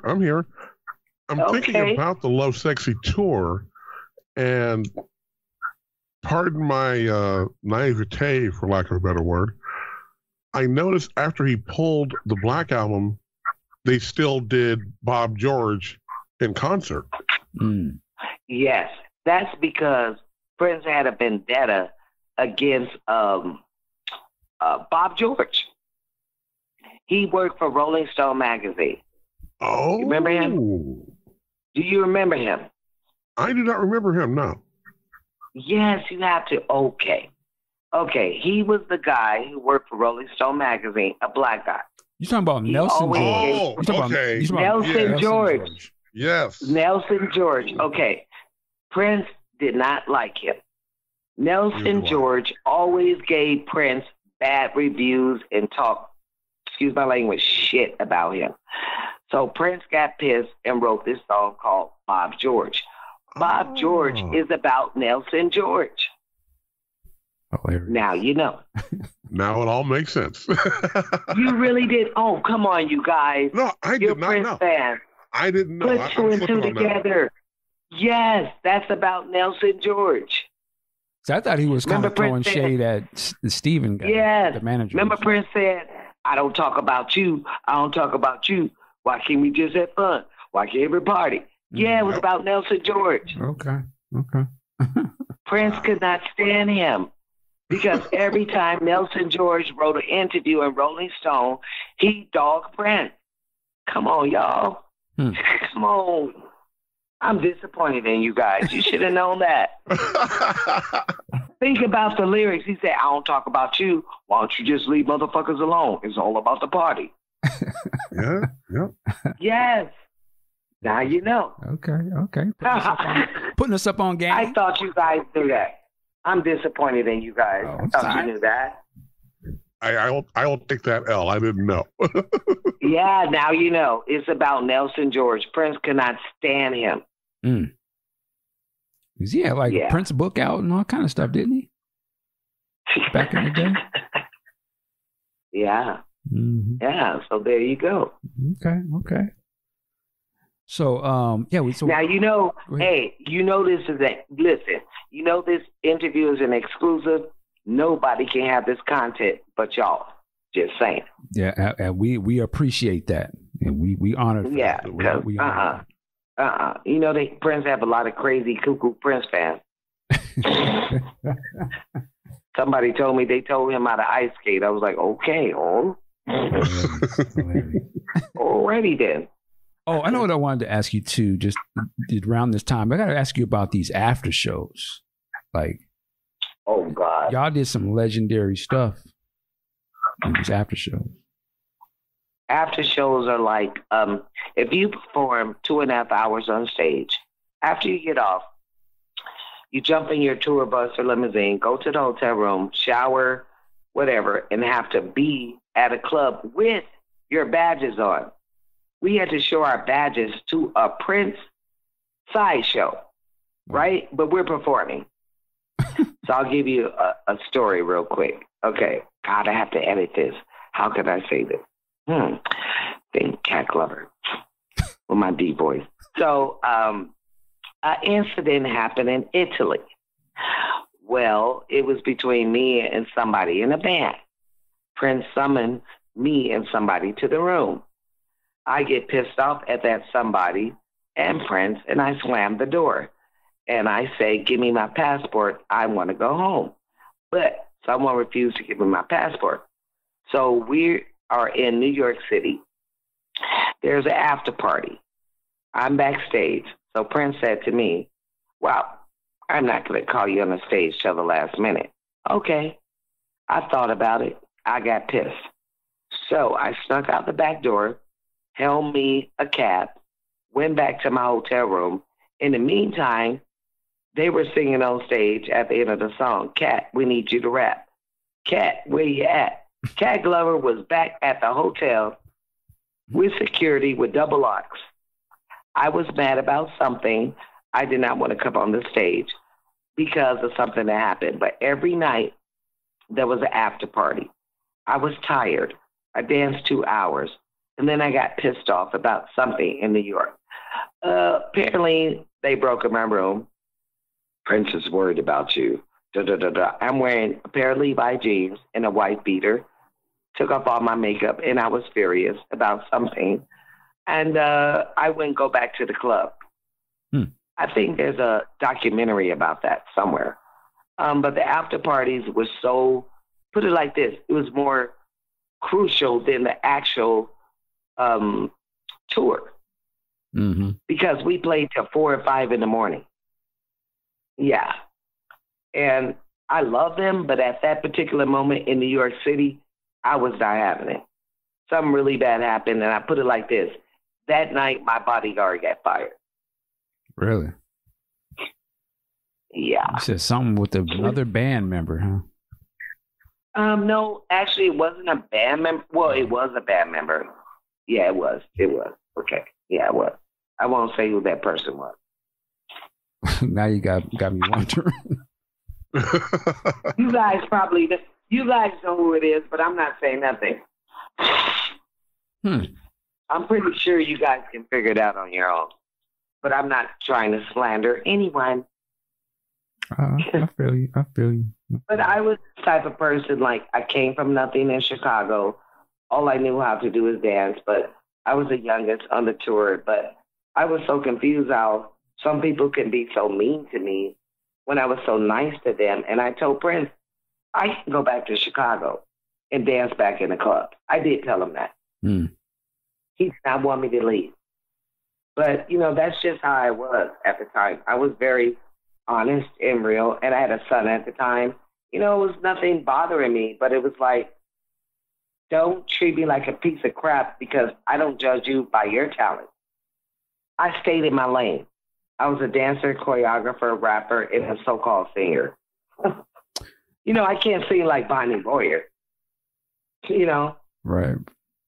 How was your relationship with Sheila E. in the band? Oh my God. Okay, so I love Sheila. When I came to the warehouse, No, before the warehouse. I was in LA, which is where I am now. Excuse me. Prince, when he found me, like I said, I did this video for Madhouse, the song called Six, and he put me on a wig. He didn't want anybody to know who I was, but that was Limelight Production. And the video got changed to doing something different. So anyway, Prince told me to be in Brentwood at a warehouse to do this video with Sheila E. called Cuckoo. At the time, back in my days, I wore denim, bleach denim jackets, bleach denim. I know you guys saw that. I was so into punk. So Prince asked me to do this video with Sheila called Cuckoo. So Prince told us to rehearse at the warehouse in Minneapolis. I don't think Sheila really understood that I was a professional choreographer and she was a professional musician. So I remember us practicing my choreography for 12 hours, and I never got tired. So then we flew to LA to do the video, Cuckoo, and it went off really great. And, you know, everybody first saw me in the video, Cuckoo, whatever, and it took it from there. And then we go back to Minneapolis, and we do, I can't remember the song. I swear I can't remember it. Oh, it was Housequake. We're doing Housequake. And I remember Sheila telling me, well, we have to do it again. We have to rehearse again. I'm thinking, girl, I'm a choreographer. You can't outdance me. You can't tire me. Just like I can't play the percussions and do what you do. So let's stay in each other's lane. That's what I was saying to myself. But that's how that happened. All the denim, all that was me. The jacket I made for Prince, he loved my style. Because, you know, I came from the Red Hot Chili Peppers and the Fishbowl. I was not in your norm. The other group I loved was the Revolution and Prince. So that's how that came about. That jacket that he wears during the cross, you made that jacket? Yes, I did. Nice. Yes. Okay. And also, you just said something, and I got to go back. Did you just say you did a video for Madhouse 6? Yes. But what happened is it didn't get released. They redid it. Prince had put me on a short black wig, and he told me to put in some blue contacts, and I did. And then I had my friend Constance Marie Lopez from the George Lopez Show. She was in a video too. And that's when David Bowie saw that video from Limelight Productions and said, who is that girl who choreographed it? Even though that video I did for Madhouse 6 got redone, which was Kirk Johnson, Damon, and Tony. You know, they're in the jail. Mm-hmm. I choreographed that. Yes, that's right. That's right. Yeah, that was me. And Prince didn't want anybody to know who I was at the time because I didn't know he had plans for me to be in the side at the Times movie. I had no idea. Okay. I was just like, oh, yeah. So that's what happened. Wow. I know, right? Surprise. Yeah. No. And then you mentioned Cuckoo. Let me tell you, like, I remember when that video came out. I mean, y'all was fine as hell in that video. I was like, God damn, Prince. Thank you. That was all my styling. That was your style. Have you ever seen Sheila E. in blue jeans and a white beater? No. That was my style back then. Have you ever seen Prince in denim? Nope. That was my style back then. I was so different from any African American punk rock dude, chick you ever seen. I was just in my own world. That came from Chicago. So Prince loved it. Where did he already have those little wire glasses? Because didn't you guys have those in the video too? No, that was his thing. Okay. I never liked those. They looked like granny whatever. I didn't like them, but he put them on me, and I was like, okay, all right then. So yeah, I wore them. One of the other things I usually wear cat glasses. Cat glasses? Yeah. Okay. I usually wear the cat eye glasses, but he put me on his glasses. I was like, cool, I never liked them, but hey. From your vantage point, what was it like doing that New Year's Eve performance where you guys had Miles Davis on the That stage? Was awesome, but oh my God. Okay, I'll tell you a short story. That New Year's Eve night, I almost got fired. because Prince found out that I was hanging out with Ingrid Chavez, and he was mad about it, right? And before we went on stage, we had a little talk because I didn't tell him I was hanging out with Ingrid. Ingrid was cool, but, you know, I guess he liked her and he didn't like us hanging out. I almost got fired, but he didn't fire me. So when we did the New Year's Eve thing, I never forget, all Prince's women, I would say, were there. And we did our thing. And then after the show, there was Jill and Apollonia. It was everybody. So after the show at Paisley Park, I changed my clothes. Of course, I wore cowboy boots, I wore Levi jeans, and I wore a white beater. And I remember Prince saying, "Come back to my house," which was around the corner from Paisley Park. And I said, "All these beautiful women here, don't you want to go with them?" And he said, "No, because you're different. You're not like them." I was kind of shocked. And I'm wearing a white beater and some Levi jeans and cowboy boots. I almost got fired that night, and because he found out I was hanging out with Ingrid. And he decided not to fire me. Yeah, I almost got fired that night. What was the problem you hanging out with her? Prince was a control freak. He didn't like you hanging out with women that he was possibly trying to date or whatever. But I was just a friendly soul. I like everybody. You know, I looked up to Apollonia, Sheila, Jill, you name it. I was just a friendly, excuse my language, motherfucker. I loved everyone. And then he told me, "You're not like them." Oh, I was like, they're wearing bustiers and high heels. And I'm sitting here like a little blue jean wearing, white beater, no makeup on. Yeah, that was me. Yeah. That was a phenomenal performance. You know, one of the things in that performance that tripped me out is you guys went into this extended thing where, you know, he was having all these different dances you guys were doing. Like, you guys must have had a lot of stuff, you know, sitting in the bag. He used to tell me, he used to say, Cat, I have the song. It's called The Six. Can you make up a dance called The Six? So I did it. And me, him, and Miles Davis did The Six. And I'll never forget, before that, we had rehearsal, and Miles Davis said to friends, this is so hilarious, I'll never forget it. Miles Davis pulled a bag of a tea, you know, like a tea bag. Mm-hmm. You know, like a regular tea bag. So Miles comes to me and he says, "Cat, get this to Prince." And it was this wrinkled, crumbly, it looked like someone sat on the tea bag, and he said, "Give this to Prince, because it'll make him go all night long." And I fell out laughing. It was so disgusting, but it was funny. And he did say that. I'll never forget. And I do remember when I met Miles, he looked so scary to me. He looked really scary. And his voice was like, and I remember Prince said, "Miles, it's past your bedtime." That was cold. He did. He said, "Miles, don't you think it's past your bedtime?" But that was the best performance. But I remember that night, a lot of people got docked.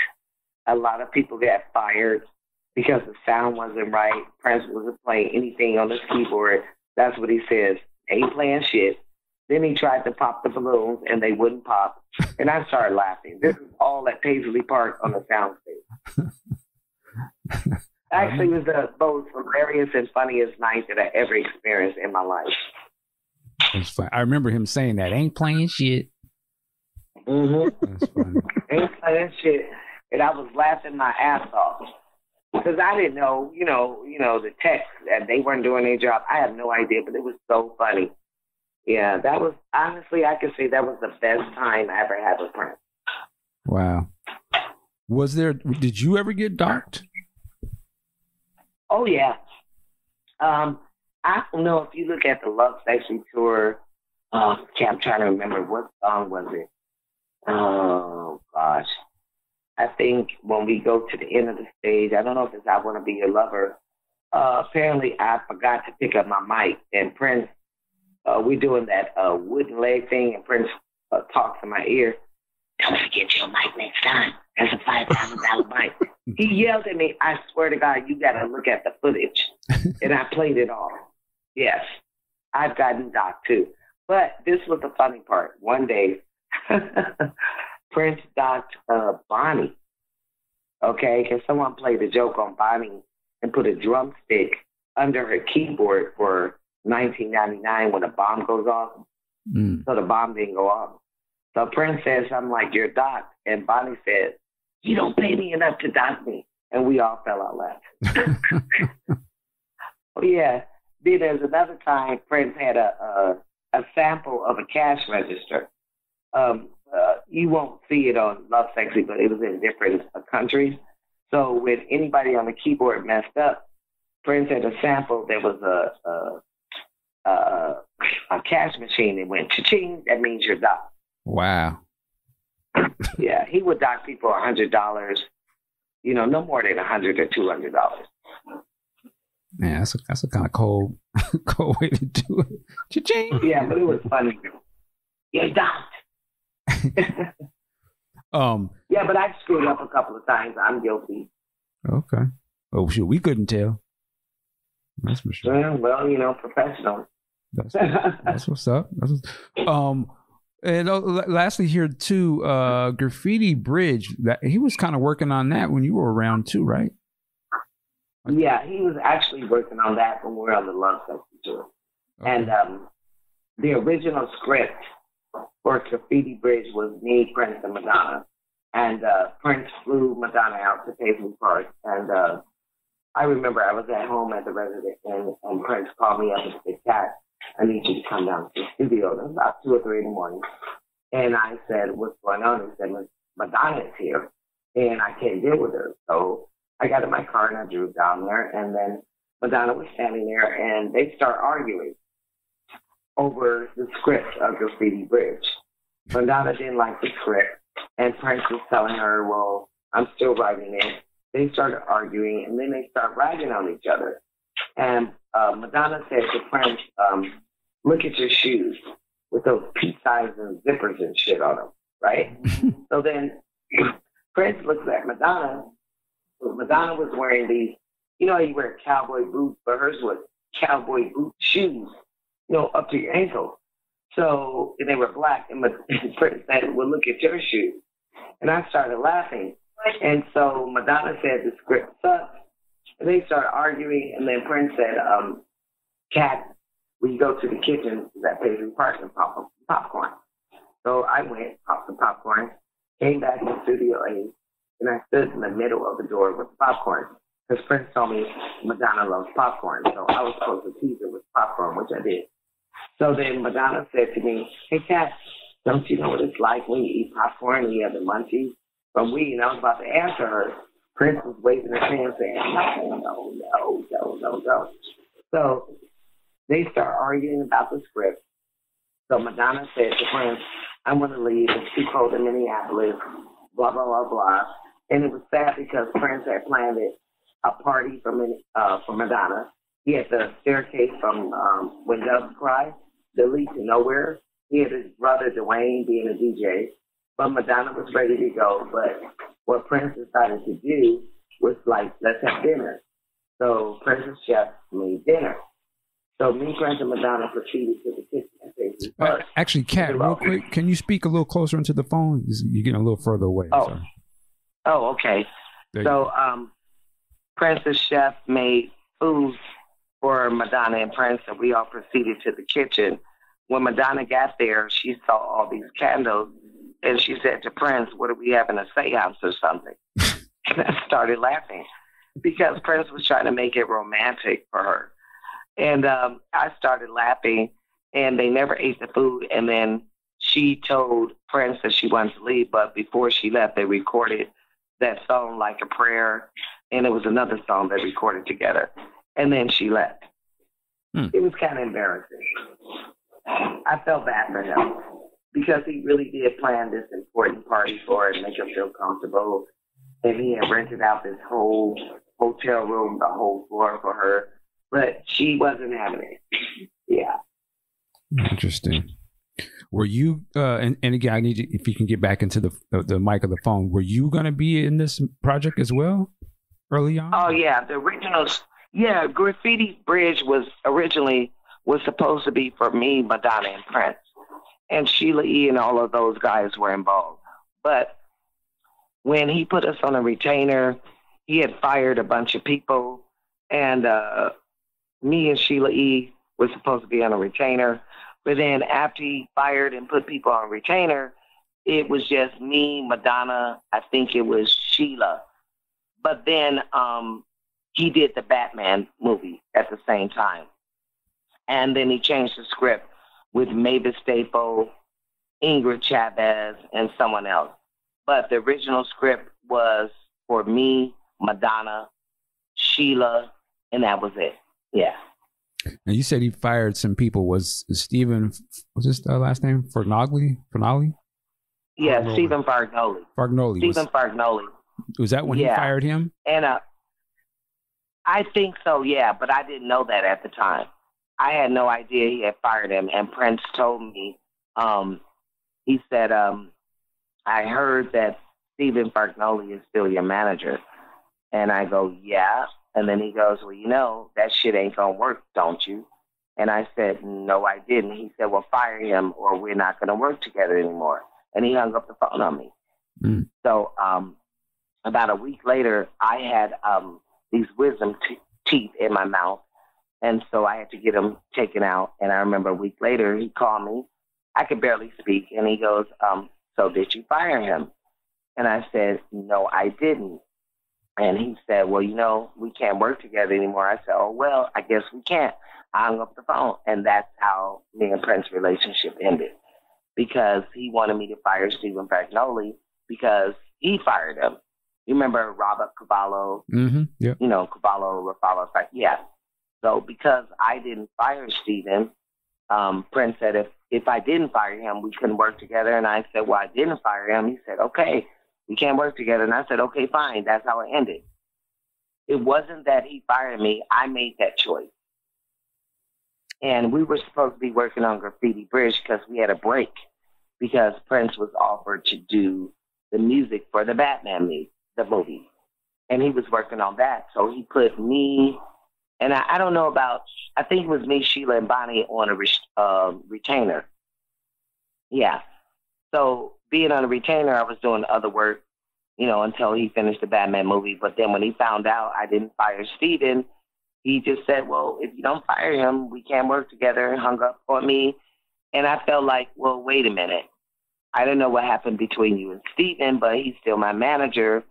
And so because I didn't fire Steven, we stopped working together. That's how it ended. It wasn't Prince fired me. I had the choice to say, okay, Prince, I'm going to fire Steven. But I didn't. It's just because of my morals. You know, just because you had a problem with Steven, I didn't. Mm-hmm. So that's how it ended. And then Graffiti Bridge turned over a new leaf. He got Ingrid. Mavis was already in there. And then he got Jill and everything. But the original movie was about me, Madonna, and Prince. Because I remember Prince specifically reading the script with Madonna. And Prince told Madonna at the end that me and Madonna was supposed to have a dance battle because Madonna suggested it. And she said, well, at the end, me and Kat should have a dance battle. And Prince said in his voice, I don't think you want to do that. I really don't. I remember that. Yeah, he did say that to her. I don't think you want to do that. But because Madonna didn't agree with the script and they were arguing, and then I wouldn't fire Steven, the whole script took another turn. But Prince was writing that script while we were on tour, Lovesexy tour. Melody Cool, all that music. I was kind of looking forward to Graffiti Bridge, but everything turned into chaos. Madonna dropped out. Then the thing with me and Steven and I, and then he got Ingrid and whoever else. So that's how that turned out. Were you still surprising to you? Say it again. I said, is that surprising to you? Some of that, yeah. I hadn't heard some. You know, I certainly didn't hear about the firing Steven thing before that. Yeah, that's why when people said that Prince fired me, no, he never fired me. he gave me an option. And I'm like, I can't fire somebody because you fired them. And then when you tell me, well, if you don't fire him, we can't work together anymore, I said, okay, and we hung up the phone. But then a year later, I'm in London, England. I get a phone call that Prince wants me to fly to Minneapolis to work on my album because I was signed to Warner International, which is affiliated with Warner Brothers in the United States. And Prince had booked me a flight to come to Minneapolis, and I purposely missed it because I was so confused. I was like, oh, my God, okay, he wants me to come here. He fired Steven. But then come to find out, Steven Bargnoli said, go to Minneapolis and do the tracks with Prince. So after the second flight, Prince booked me another one. I did go to Minneapolis, but I made up an excuse for the first flight. I said, well, Prince, I can't come. I have nothing to wear. I have this. I don't have this. He said, don't worry about it. When you come here, I'll buy you this, clothes, and whatever. So when I went there, I recorded Cat Attack and A Man Called Jesus. But Prince wanted me to leave Warner Brothers, which is WIA International. And I was so caught in the middle between Prince and Steven Bargnoli with WIA. I flew back to London, and Prince wanted to put these songs on the album, but I was so unhappy with Steven Bargnoli, which, my eyes woke up. It was something shady about him. Prince kept the tracks at Paisley Park. That's why they're still there. We actually recorded them. But I found out that Steven will be making money off of Prince, and Prince didn't like that because if Prince wrote the songs with me and Steven was still with Prince, okay, look, Prince wrote the songs with me. Prince fired Bargnoli. So if I recorded those songs with Bargnoli off of We International, Bargnoli would still be making money off of Prince. Right. You get me? You follow me? I got you. So Prince didn't want that. So the songs became in the vault. And that's where they still are. Because I didn't realize that Prince told me, he said, Steven is using you. If you're recording with me and I fire Steven and you sign to Warner Brothers, those songs are mine, which really was. Me and him wrote them together, but Warner Brothers would still be making money off of Prince, right? If you get what I'm saying. Yeah, he basically I know it's confusing. He basically saying, old boy ain't going to be eating off me no more. So yes. If you working with him, then he eating off of me, and I can't have it. Yes, they used me, Warner Brothers used me as a pawn to get back at Prince, but I didn't realize it till Prince said, look, you're still signed to them, and even though I fired Steven was trying to get back at Prince. Okay, you wrote songs for Kat, but I'm her manager, and she signed to my label now. So I felt like a puppet. So I finally told Warner Brothers in the UK, I was like, I want out my deal. That's what happened. So the only person that was signed, me, Sinead O'Connor, and Bonnie Boyer were signed to that label. And of course, Sinead O'Connor came out with Nothing Compares to You, right? And Steven was her manager. Yes, but actually, you know what? That song was out when I signed to Warner Brothers, which is Red Dot Records. And if you walked into the record company in England, the only posters were up was me, Sinead, and Bonnie. Yeah, and that's what happened because I realized I was being used. Like, Bargnoli wanted to get back at Prince saying Kat signed to my label, but Kat's doing music with you, so whatever music that Kat sells with you is going back to Warner Brothers. So I was so confused. I just got out the whole thing. I said, I want out my contract. And they let me out. What did I say earlier? But Prince still owns the songs. Those songs are still in the vault right now. Right. Now, you said Bonnie was signed over there too. Was she working on it? I flew Bonnie from Oakland to London because she did background vocals on my album, I Am Energy. While she was over there, Steven Bargnoli signed her. And I remember Dwayne, Prince's brother, saying, oh, what are you and Bonnie now, Wendy and Lisa? And we start laughing about it. But, yeah, so she was signed on the label because it just started out. Like I said, it was only me, Bonnie, and Dwayne. But they never released Bonnie's stuff either. Yeah. Let me ask you this, just to jump off for a second. So, in terms of like Sinead O'Connor and Steven Bargnoli, whatever Steven do. Bargnoli. So, what do you make of the Sinead, she was, been in the news talking at times, real kind of funny style crap about Prince. Yeah. I don't like it. Yeah. I don't like it at all. She's a psycho, crazy person. All that Prince bet on her and Prince. No, Prince is not like that. I don't know where the hell she come up with that crap from, but I'm so disappointed in her. I saw that. I don't believe that. Honestly, as long as I've been with Prince, he's never shown any violence towards me. We may have had our differences, but it was on a laugh, sarcasm type of base. I don't know why she would wait. This is what I don't understand. Why is it that once a person is dead, you come out and say this? Why didn't you say it when he was alive? Come on, think about it. Am I right or wrong? Mm-hmm. Correct me. For sure. Yeah. Absolutely right. Yeah. So it's kind of easy to say those things when a person is dead and they can't defend themselves. That's my pet peeve. Yeah, and it makes me wonder now because I know that she was tied to that Steven dude. So yes, it was such a big hit, and I know they made a lot of money off that. And I can imagine how that might have pissed off Prince. Like, man, trying to get you trying to get my back. But I'm saying that he gave her the opportunity to do the song "Nothing Compares to You," and then when he passes away, you want to come out with all this bullshit. Right. Why didn't you say that before when he was alive? Like a lot of other people that work with Prince.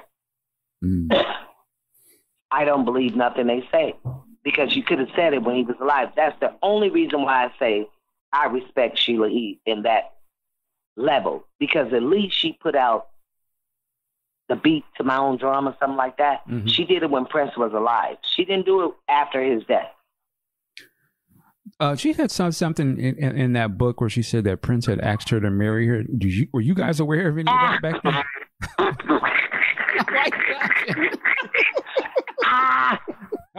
Hold on, let me get my laugh out. Hilarious. Not true. That's like in the movie Sign of the Times, Prince say, "Let me take you out tonight," and I say, "Fuck off." Come on now. No, the hell he didn't. She's delusional. Sheila, come on now. Come on, girl. Get a better story. No, the fuck he didn't. And if he did, it was just all in a routine. Like you do a movie and you go, hey, you say something. Come on, please. Even Dr. Fink started laughing about that. We all know that ain't true. Let's keep it moving, Sheila. Come on. Girl, please. Stop. Stop it. Stop it. Girl, please. Hilarious. That's why I had to laugh on that. My cheeks are hurt for laughing. Thanks for saying that to me, asking me that question. Thank God someone asked me that so I can laugh. Well, Not true. Okay. I mean, let me put it like this. When you say, hey, y'all, hey, you say that, right? Yeah. Someday we're going to play. It's just like, hey, would you marry me? Let's pretend we're married. Whatever. Okay. No. Got you. So he went down on his knee with the ring and all that. Liar. No, he didn't. Lies. Wow. Lies. Man. Not even happening. Trust me. Okay. You can put that on record. All right. Got it. I was just curious. To marry me. It's like me in my dream and my dog barks. He was just barking. Not true. Oh, man. Just being honest. I'm sorry. Nah. Hey. Big Sexy, man. You have anything you want to throw in there? Yeah, I do. A couple things. Excuse me. Let's go back briefly to being a young performer, as you were back in 85, 86, 87, and you are being courted to work with David Bowie, and then it gets cranked up a notch, and you get courted to work with Prince. How did that make you feel as a young performer?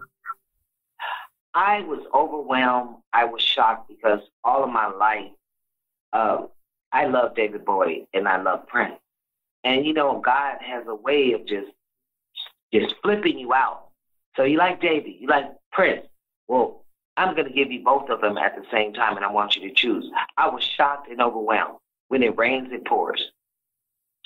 And when I made that choice, it was a really extremely hard choice, but I knew I would have a longer career with Prince than with David Bowie.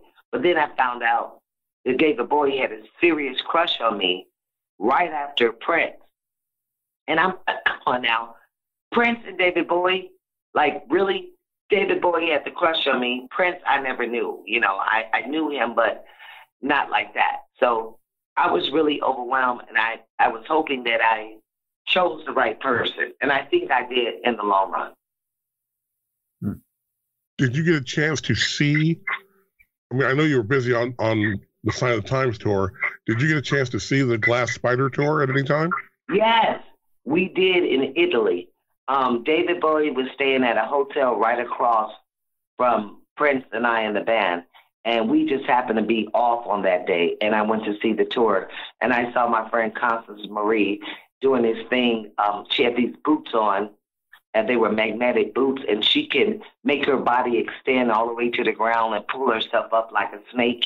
It was amazing. Yeah, I did get to see it. And then later on that year, Prince threw a party for David Bowie at Paisley Park. And I remember me and Constance were standing against the wall. Dwayne was a DJ. And David said to Prince, "Oh, I met her before you." And then Prince said, "Well, she's mine now." And it was funny because Constance and I were laughing. It was awesome. And this was at Paisley Park. That is amazing. So I also was going to ask you, because I just watched this morning. What was up with you and your boy Greg Brooks? Oh, God. Oh, that was all Prince doing. That was all Prince. Prince planned everything. He did everything. I want you to do, like, me and Brooks was supposed to be boyfriend and girlfriend. And Brooks was cool, though. I like Brooks. He was funny in rehearsal. Brooks is from Detroit. He was totally Detroit. And I remember I was like, I don't want to do this scene, But Brooks made me laugh. His personality on stage, I keep seeing him in my head at the end of Gonna Be a Beautiful Night when Prince said, hey, Brooks. And Brooks come on with that suit. He remind me of Grady on Sanford and Son. Remember Grady? That's what it reminded me of. Like, think about it. Grady, and he was wearing that hat called Frank. Yeah, Brooks remind me of Grady. I swear on Bible religiously. Yep. My cheeks are hurt because I still see him in my head doing his little funky dance. Think about it. The Prince say, hey, Brooks, what do you think that is? And then he does that Grady stump in the head. A sweet, sexy thing. You can't help but laugh. Come on. Think about it. Yeah, that was Grady. Think about Sanford and Son. Right. Grady. Just put Frank on his head. Yeah, I love it. Yeah, that was so dope. You guys were on Video Soul, Donnie Simpson, and all that kind of stuff. I wanted to ask you, what did your family think of all of this that was going on with you? They were excited, and then they said, "Oh my God, you speak so different when you're on TV." I was like, "What am I supposed to sound like?" Hey, what's up? How you doing? Yeah, that was it. They were shocked. I was like, hello. When I'm around my family, I'm like this way. But when they saw me on Video Soul, they just was shocked. I was like, what do you guys think? I was stupid or dumb or whatever? Yeah, kind of like that. Because, I grew up in Chicago in the ghetto.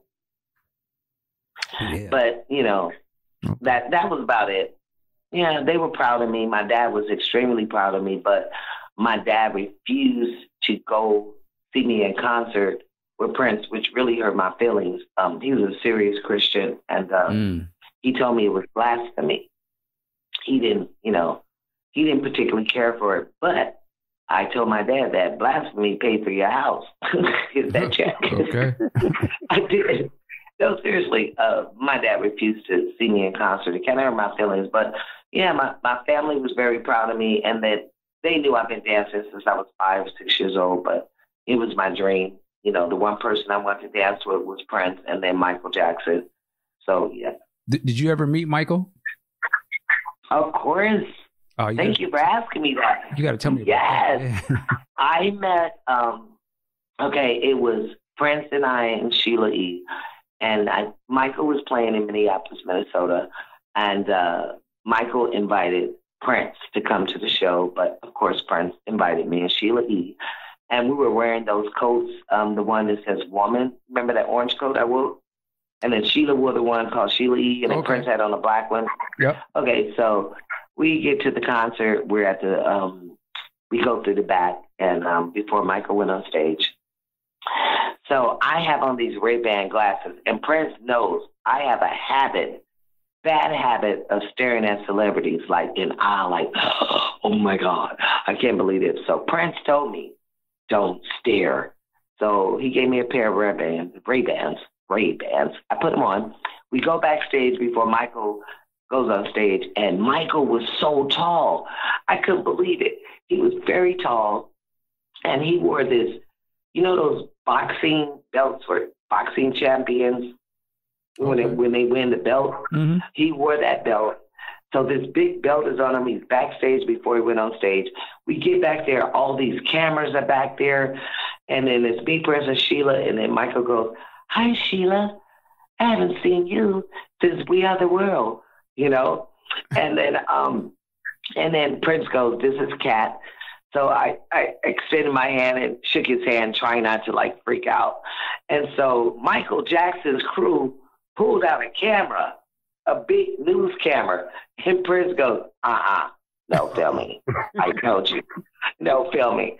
So the cameraman pulled down the camera, stopped filming. We're all talking and stuff, and I'm just standing there like a lollipop, frozen.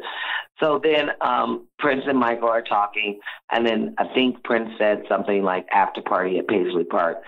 So Prince and I and Sheila go out there right before the show started. We watched Michael for about 15 minutes, and then we left.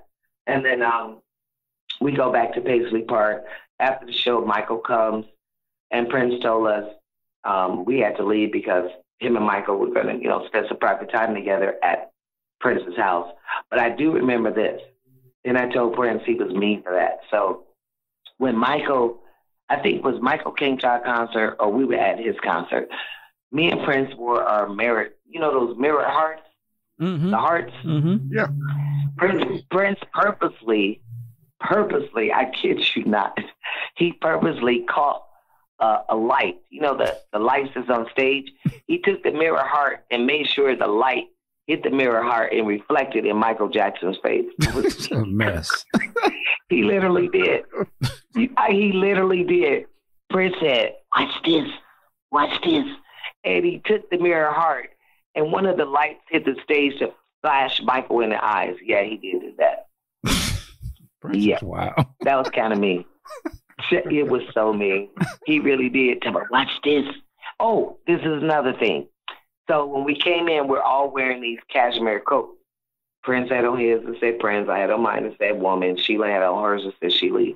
So Michael said, I really like those coats. Where did you get them from? And Prince said, do you want me to make you one and put 1986 on it? Because that was the last time you had a hit with the Wall album. Wow. Oh, remember that song? Yes, he did. I'm not kidding you. He actually did. Because Michael really loved the coats. He was so sincere. Why are you doing Michael like? Why is Prince doing Michael like that? Oh, Prince. Well, because they were kind of friends, but like competing with each other. But Michael was gangster. Michael was cool as hell. But when Michael said he liked those coats, and Prince said, "Would you like one?" And Michael said yes, and Prince said, "Whatever year The Wall came out, what year was that?" Remember The Wall? The year Michael Jackson's The Wall came out. You Off the Wall? Off the Wall, yeah. Oh, that was 79? Okay, well, Prince said, yeah, I'll get you one with that year on the back. Stop it. Prince said it just like this. What year do you want? The year The Wall came out. That was crazy. Yes, he did. That's crazy. Because at the time, all of our coats said 1988 on the back. Yeah. Okay. I'll never forget that. I thought, oh, you're so mean. He literally said that to Michael. But then at the end of the night, Michael came to Paisley Park, and then him and Prince ended up going to his house, and they had a really good chat. People thought they were really enemies, but they were really good friends. They really were. I hate when they, say that Michael and Prince were enemies. No, they weren't. See, that's good to hear. Yeah, somebody that was there can say that, Yeah, they weren't. I wish people would stop saying that. They were really good friends. They had mutual respect for each other. That's dope. That's so dope. I wonder if you said there was a camera crew or something. I wonder if they did snap something and it's just hit. I think Michael's crew did, because when we came directly backstage, it was like you were on the news. It was a big camera with a light, and I remember Prince said, "I said no cameras, no cameras." So Michael had him shut it off, and I remember Michael was wearing his gold lame top, and I remember looking at him going, he looked like he'd been on stage already, because he looked like he was sweating. But he was so sweet and so nice. And I was just standing there, like, I had on my sunglasses. I pretended that, like, I was looking to the left, but I was looking straight at Michael. I was like, oh my God, this is Michael Jackson. Oh my God. I really was freaking out. And he was so tall. Yeah. Are there any That was amazing because. No, go ahead. Huh? Well, I was going to ask you, were there other sort of celebrity type musician people that you met? No. Oh, well, you mean backstage with Michael? Well, no, just in general that you were like, man, it's an honor to meet this person. Oh, George Michael. Okay. I met him in Paris at an after party with Prince in a club, and I really admire him. And I remember Prince introducing me to him, and he threw me so much shade. He did. George Michael? Prince was like, George Michael threw me shade. It totally hurt my feelings because Prince said, "Oh, this is Kat." And I was like, "Hi, nice to meet you." And he kind of gave me this, psh. Yeah. He totally yes. I was like, oh my God. That's why I say there are some celebrities I should have never met. I just want to admire them from a distance. Yeah, he didn't like me too much. I don't know why, but then I found out he was gay. I didn't know he was gay. I just liked his music. I didn't care if he was straight, gay, trisexual. But yeah, I think this was in Paris. And I remember the club, people smoked so much, cigarettes was everywhere. I just remember that. But George Michael was not very nice to me. Okay. But Boy George was. I love Boy George. Now, he was my friend. Okay. When Prince did the Camden Palace, where Ron Wood from the Stones, Eric Clapton, they all sung Happy Birthday to me at Camden Palace, I was standing next to Boy George. And this was so hilarious. I'll never forget that. Boy George whispered it in my ear. He goes, "Tell God I said hi." He was talking about Prince. I laughed so hard. Tell God I said hi. And I was about to leave because it was my birthday. But then Alan leaves the tour manager. He's like, "Kat, don't leave. They have a special thing for you." And that's when I started singing Happy Birthday. But I ended up leaving with Miko Weaver and Terrence Trent D'Arby. And apparently they took a picture of me in the limos that are made in England with them. And the next day, Prince was like, you're not supposed to be in a car with so-and-so, so-and-so. And I thought, shoot, I'm all good. I'm with Miko. But I was supposed to be Prince's girlfriend, pretending. We weren't girlfriend and boyfriend, but we had to stick to the story because it was a tour. And, I'm thinking, okay, we're off stage. I'm going to have fun. So Miko went with me and me and Terrence Trent D'Arby and paparazzi took a picture. I'm all new. I'm like, okay, that doesn't mean anything. That's just a picture. Yeah, that night was interesting. Interesting fact. Yeah, there's a lot there. Oh, I was going to ask you, that show where he sang you Happy Birthday and Ron Wood and all that, were you aware or did you know that they were filming any of these things? Did you guys ever review these shows? I didn't know. Okay. Nope, I didn't know any of that. All I know is I was upset because it was my birthday and Prince told me he did not want me to come on stage that night. And I was upset, but I didn't know why. And then I found out the reason why he had this plan to have a birthday party for me with everybody performing for me. And I remember there was a birthday cake that came out, and it was so sweet. And I was so shocked. You know, I was like, oh, yeah. And I had no idea there were cameras. I was on the side standing right next to Boy George, like I said. Yeah, I did not know. Had no idea till it came out, I think, like a couple of weeks later. You couldn't see cameras in there or anything. Wanted to ask you, so life after Prince, and you said your album didn't come out. You left that label. Yeah. What did you get into? What was next for Kat? I started doing a lot of modeling, and then I had a show. It was a TV show in England, but I turned that down. I can't even remember the name of it. I turned it down, but then I stayed in London, and I was in a recording studio, and I met this guy who was recording, and they were from Norway. His name was Nikolai Steen. And as I'm recording, he heard I was recording in another studio. He came downstairs and told me he saw me on tour with Prince, and he would like me to record with him on his album. And his music was kind of rock. It was rock. And he played me a song called Angel. And he said, I would like for you to write a rap to the song. So I said, I would have to hear it first. So I'm listening to the song, and I wrote the rap in 5 minutes and recorded it, and it's called Angel, which the video is out there. I don't know if you've seen it. It's called Angel by Nikolai Steen. Mm-hmm. And he worked with, what's their name? They did that song, It's Like a Jungle Sometimes. It makes you wonder how keep more under. What's that? Grandmaster Flash and Furious. Yes. Okay, yes. So he had worked with Grandmaster Flash on the same album. So I wrote the rap called Angel, did it in one take, and then the album was called I Can't Get Arrested. So he asked me, can I write a song for that? So I wrote the title of the song, and then Grandmaster Flash came in and did the song called The New Message, which that is out, you know, back then on the same album. And then I started working with more artists. It was like, Kat, we want you to do this thing on here, this thing on there. So I was doing that in London, and as well as modeling.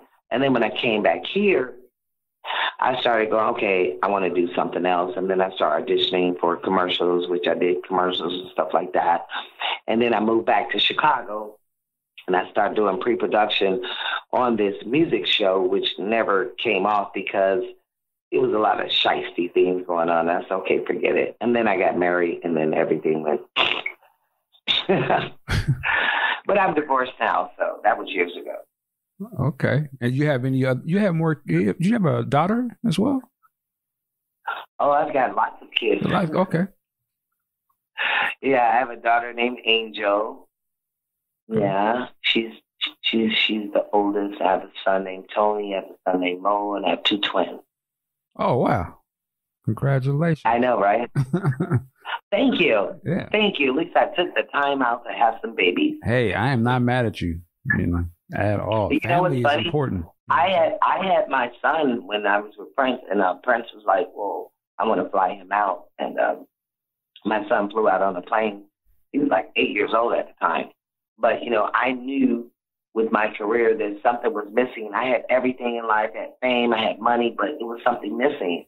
I wanted kids. Mm-hmm. And so I didn't know I was that fertile that I can, okay, I'm going to demonstrate. Listen.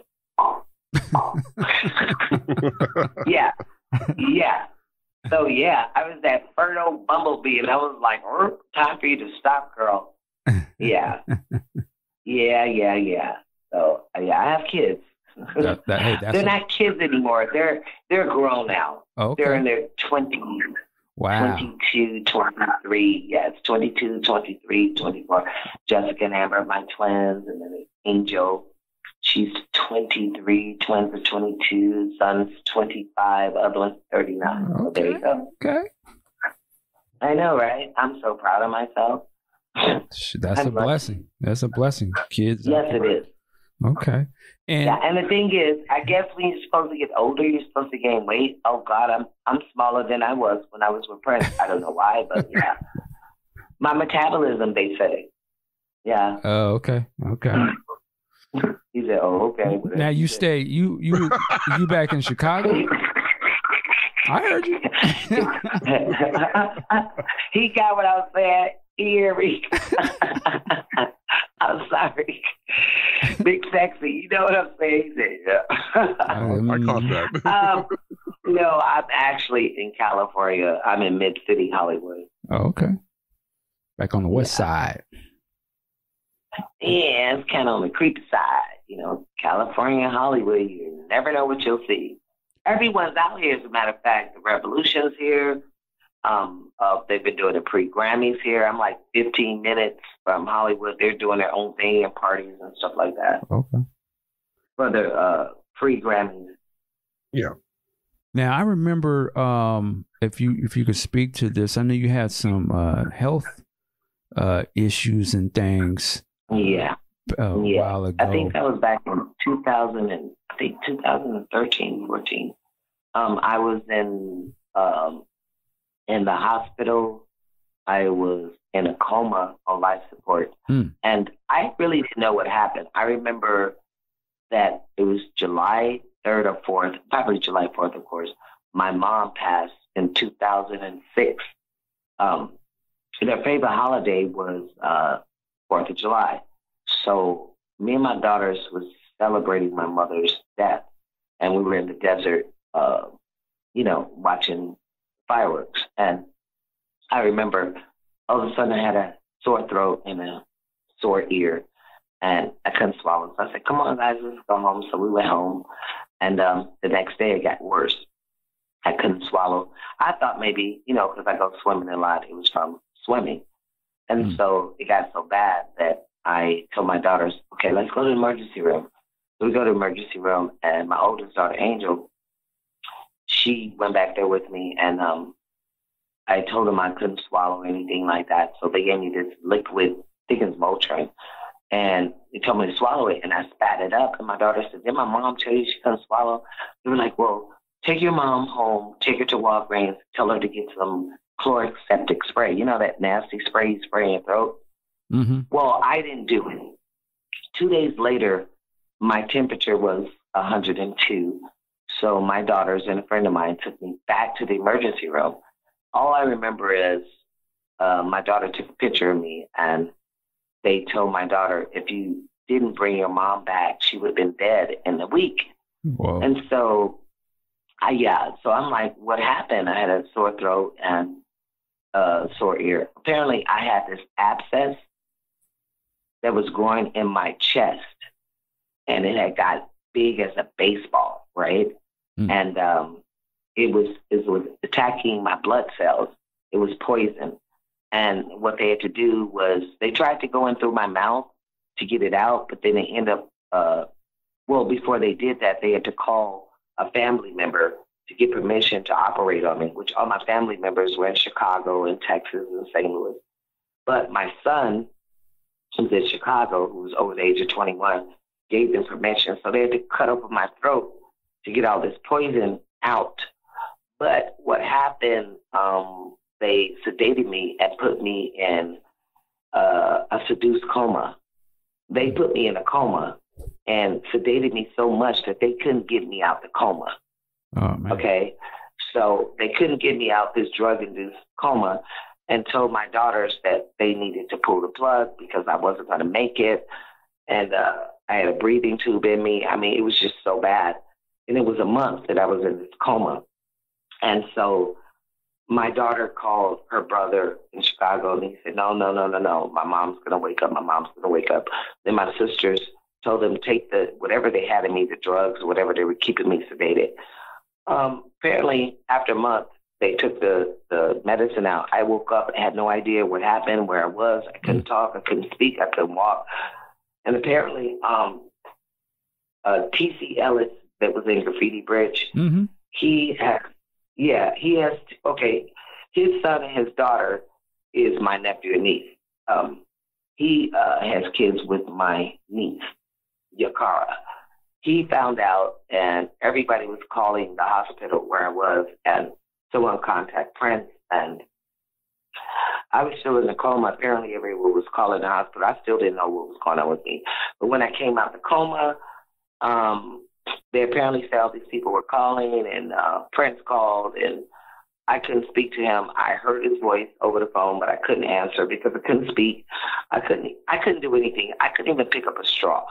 So apparently Prince paid my hospital bills, which that was crazy. I couldn't even answer to him. I couldn't walk. I couldn't speak. And I started crying, and I asked everybody what happened to me, and they kind of explained it to me, and they were like, they were about to pull the plug on you.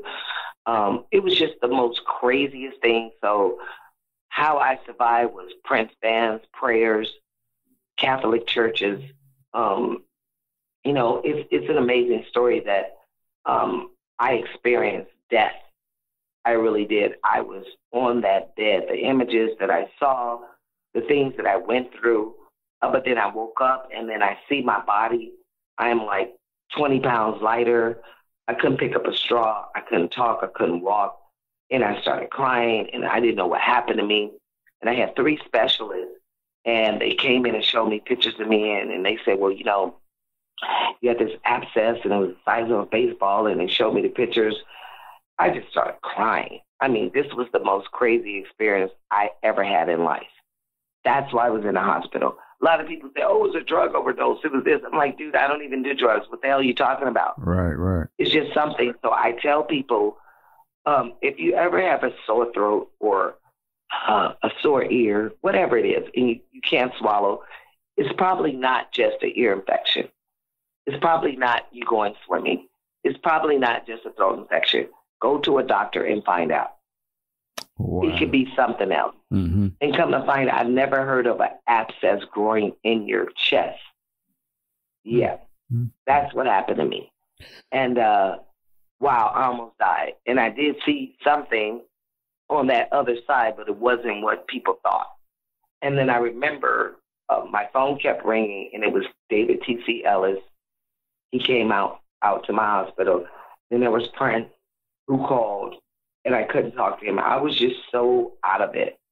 Yeah. Wow. So that's what happened with that. Okay. See, this is, this is, thank God your family and friends stood up for you and didn't just let them pull the plug, right? And kept calling. Yeah, because they would have. Yeah. That's why when I heard about Bobby Brown's daughter, Bobby Christina, and they said that when they said she was in a coma for the first week, then they said the second week. When I heard it was other than that, I said it doesn't matter if she comes out that coma, because I was in that coma for a month, and when I came out, you can't move your legs. You lose your muscles. You lose everything. You're so thin. Your head feels like it's 5,000 pounds. You can't lift a straw.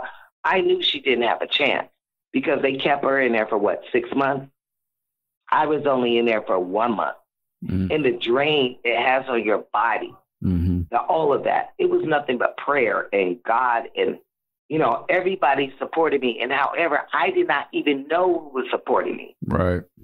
But it came out for my best interest. And to this day, I'm still grateful. And I'm so tired of people assuming, oh, she was on life support, a drug overdose. No, dude. It's like, do your math, dude.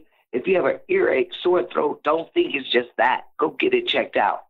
So I do have a scar under my neck. And when I did the Rolling Stone interview for Germany about 2 or 3 months ago, you can actually see the scar on my neck. But I don't hide it because it's my truth. Right. Yeah, so that's what happened to me. Man, and salute to David T.C. Ellis. I met him a couple times, and say what y'all can say what y'all want to say about his music, but dude is a stand-up dude. He's a real guy. He does a lot of great work with the kids and stuff as well. Yes, he does. He came out to my condo when I got to the hospital, and I was on a walker, and the first thing he said was, damn. And I couldn't talk, and I was like, fuck you. And he came out with his son, which is my nephew, Kingston. Kingston is my baby. He has another daughter, too. So, him and you remember Suzanne? Suzanne, who worked with Prince, that's his sister. She came out. Okay. So, yeah, they were all out at my condo, and they were just, freaking out. And they were like, you okay? And I'm like, dude, I had no idea that, you know, I was on my deathbed, seriously. But it's just interesting to me that people assume, okay, I told drugs, it's drugs. No, dude, if you get that, go to the hospital. It had nothing to do with that. Yeah. Yeah. So, yeah. Okay. Now you know the true story. See, I don't tell anybody anything. I told you, so you got the first scoop. And now people gonna know. And now after hearing it like that, I understand why you ride for Prince the way that you do, and the morals and the stance that you have. It makes perfect sense. So this is that's a, you know. And he didn't have to do that. Right. They reached out. Bonnie Boyer's sister reached out to Sheila E. Sheila reached out to Prince, everybody. And, you know, my hospital bill was like over $100,000 something. I don't know if my insurance would have covered it or not, but Prince did it.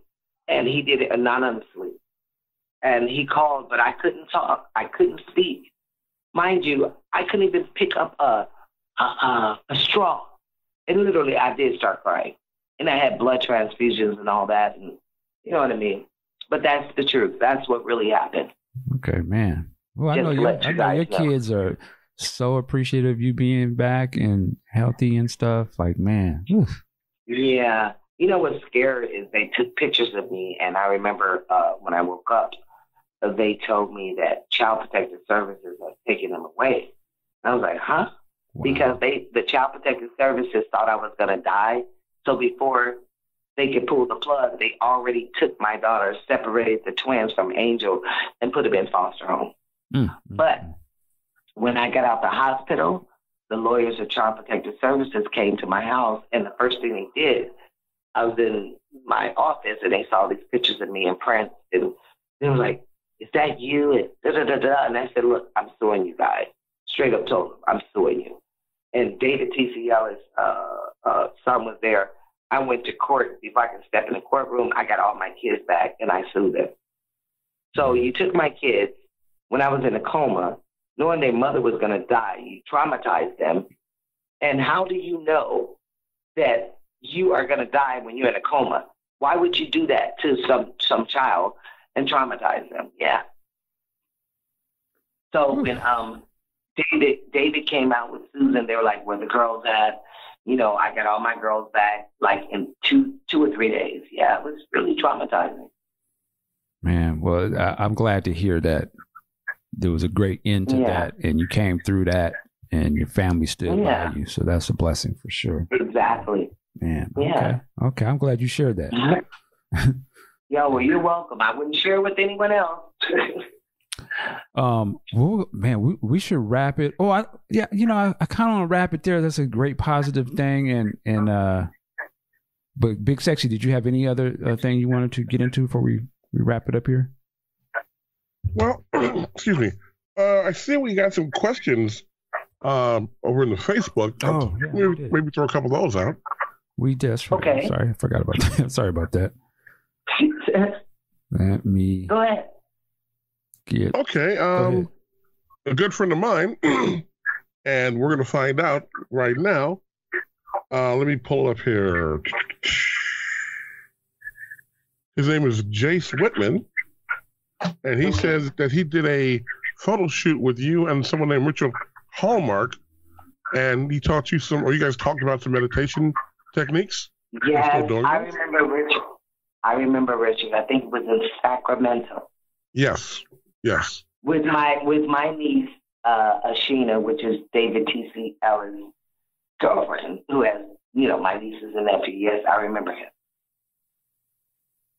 All right. Yeah, I did a photo shoot with Richard Hallmark. He's a great designer. Yeah, they flew me out there, and I was with my niece, Yakara. Her name is Ashina at the time. So yeah, I do remember that. So what does he want to know? Well, again, Jace just wanted to ask if I'm trying to pull up here, not to look like here it is. If you ever continued those meditation techniques that you that he talked with you about at the Richard Hallmark shoot. Tell him yes, I do them every day. And I hate when people disturb me. Everyone knows in the morning I meditate, and at night I meditate, so no one talks to me until I'm done. All right. Okay. Yeah, I'm looking over some of these questions. I think we've addressed a lot of these. Yeah, I think we did. Yeah, a lot of them were definitely covered. Well, with that said, I want to be respectful. I'm gonna call Big Sexy, Lovesexy. Yes, I gotta send you a T-shirt. It said Big Sexy, aka Lovesexy, because his voice. I love your Why, thank you. Why, you're welcome. I can do my deep man voice. Hello, how you doing? What's happening? Well, one thing I want to thank you for is recently I've been getting into some David Bowie, and now that you turned me on the Glass Spider, I'm going to watch that later on today. Yes. It looked like it was a lot of fun. Yes, and watch my friend Constance Marie. She's a little Hispanic girl. Yeah, she's a little Hispanic girl that does these things with these ski boots, and Bowie pulls her towards him like a magnetic field, and she goes all the way forward like she's going to fall on her face, but then Bowie pulls her back like to a back bend. It's so amazing. That's the tour I was supposed to do. It's amazing. Watch it. Oh, one just an odd question, but what is squirrel meat? Yeah. That's just like you go, like you're in Texas and you shoot some squirrel and you put it in there. And it's so good, you just hump, because squirrels hump, a lot. Oh, okay. Fucking fill in this squirrel meat. They hump. My ex-husband used to shoot squirrel and try to say, "Cat, would you like some?" I'm like, I sung that song too much. I don't want no squirrel meat. That's what that means. Okay. Yeah, it's good. Humping. That's why you see us humping at the end of yeah. Because squirrels hump. Google some squirrels humping. They look just like that. They do. It's interesting. Squirrel meat. Now I get it. Okay. Yeah. All right.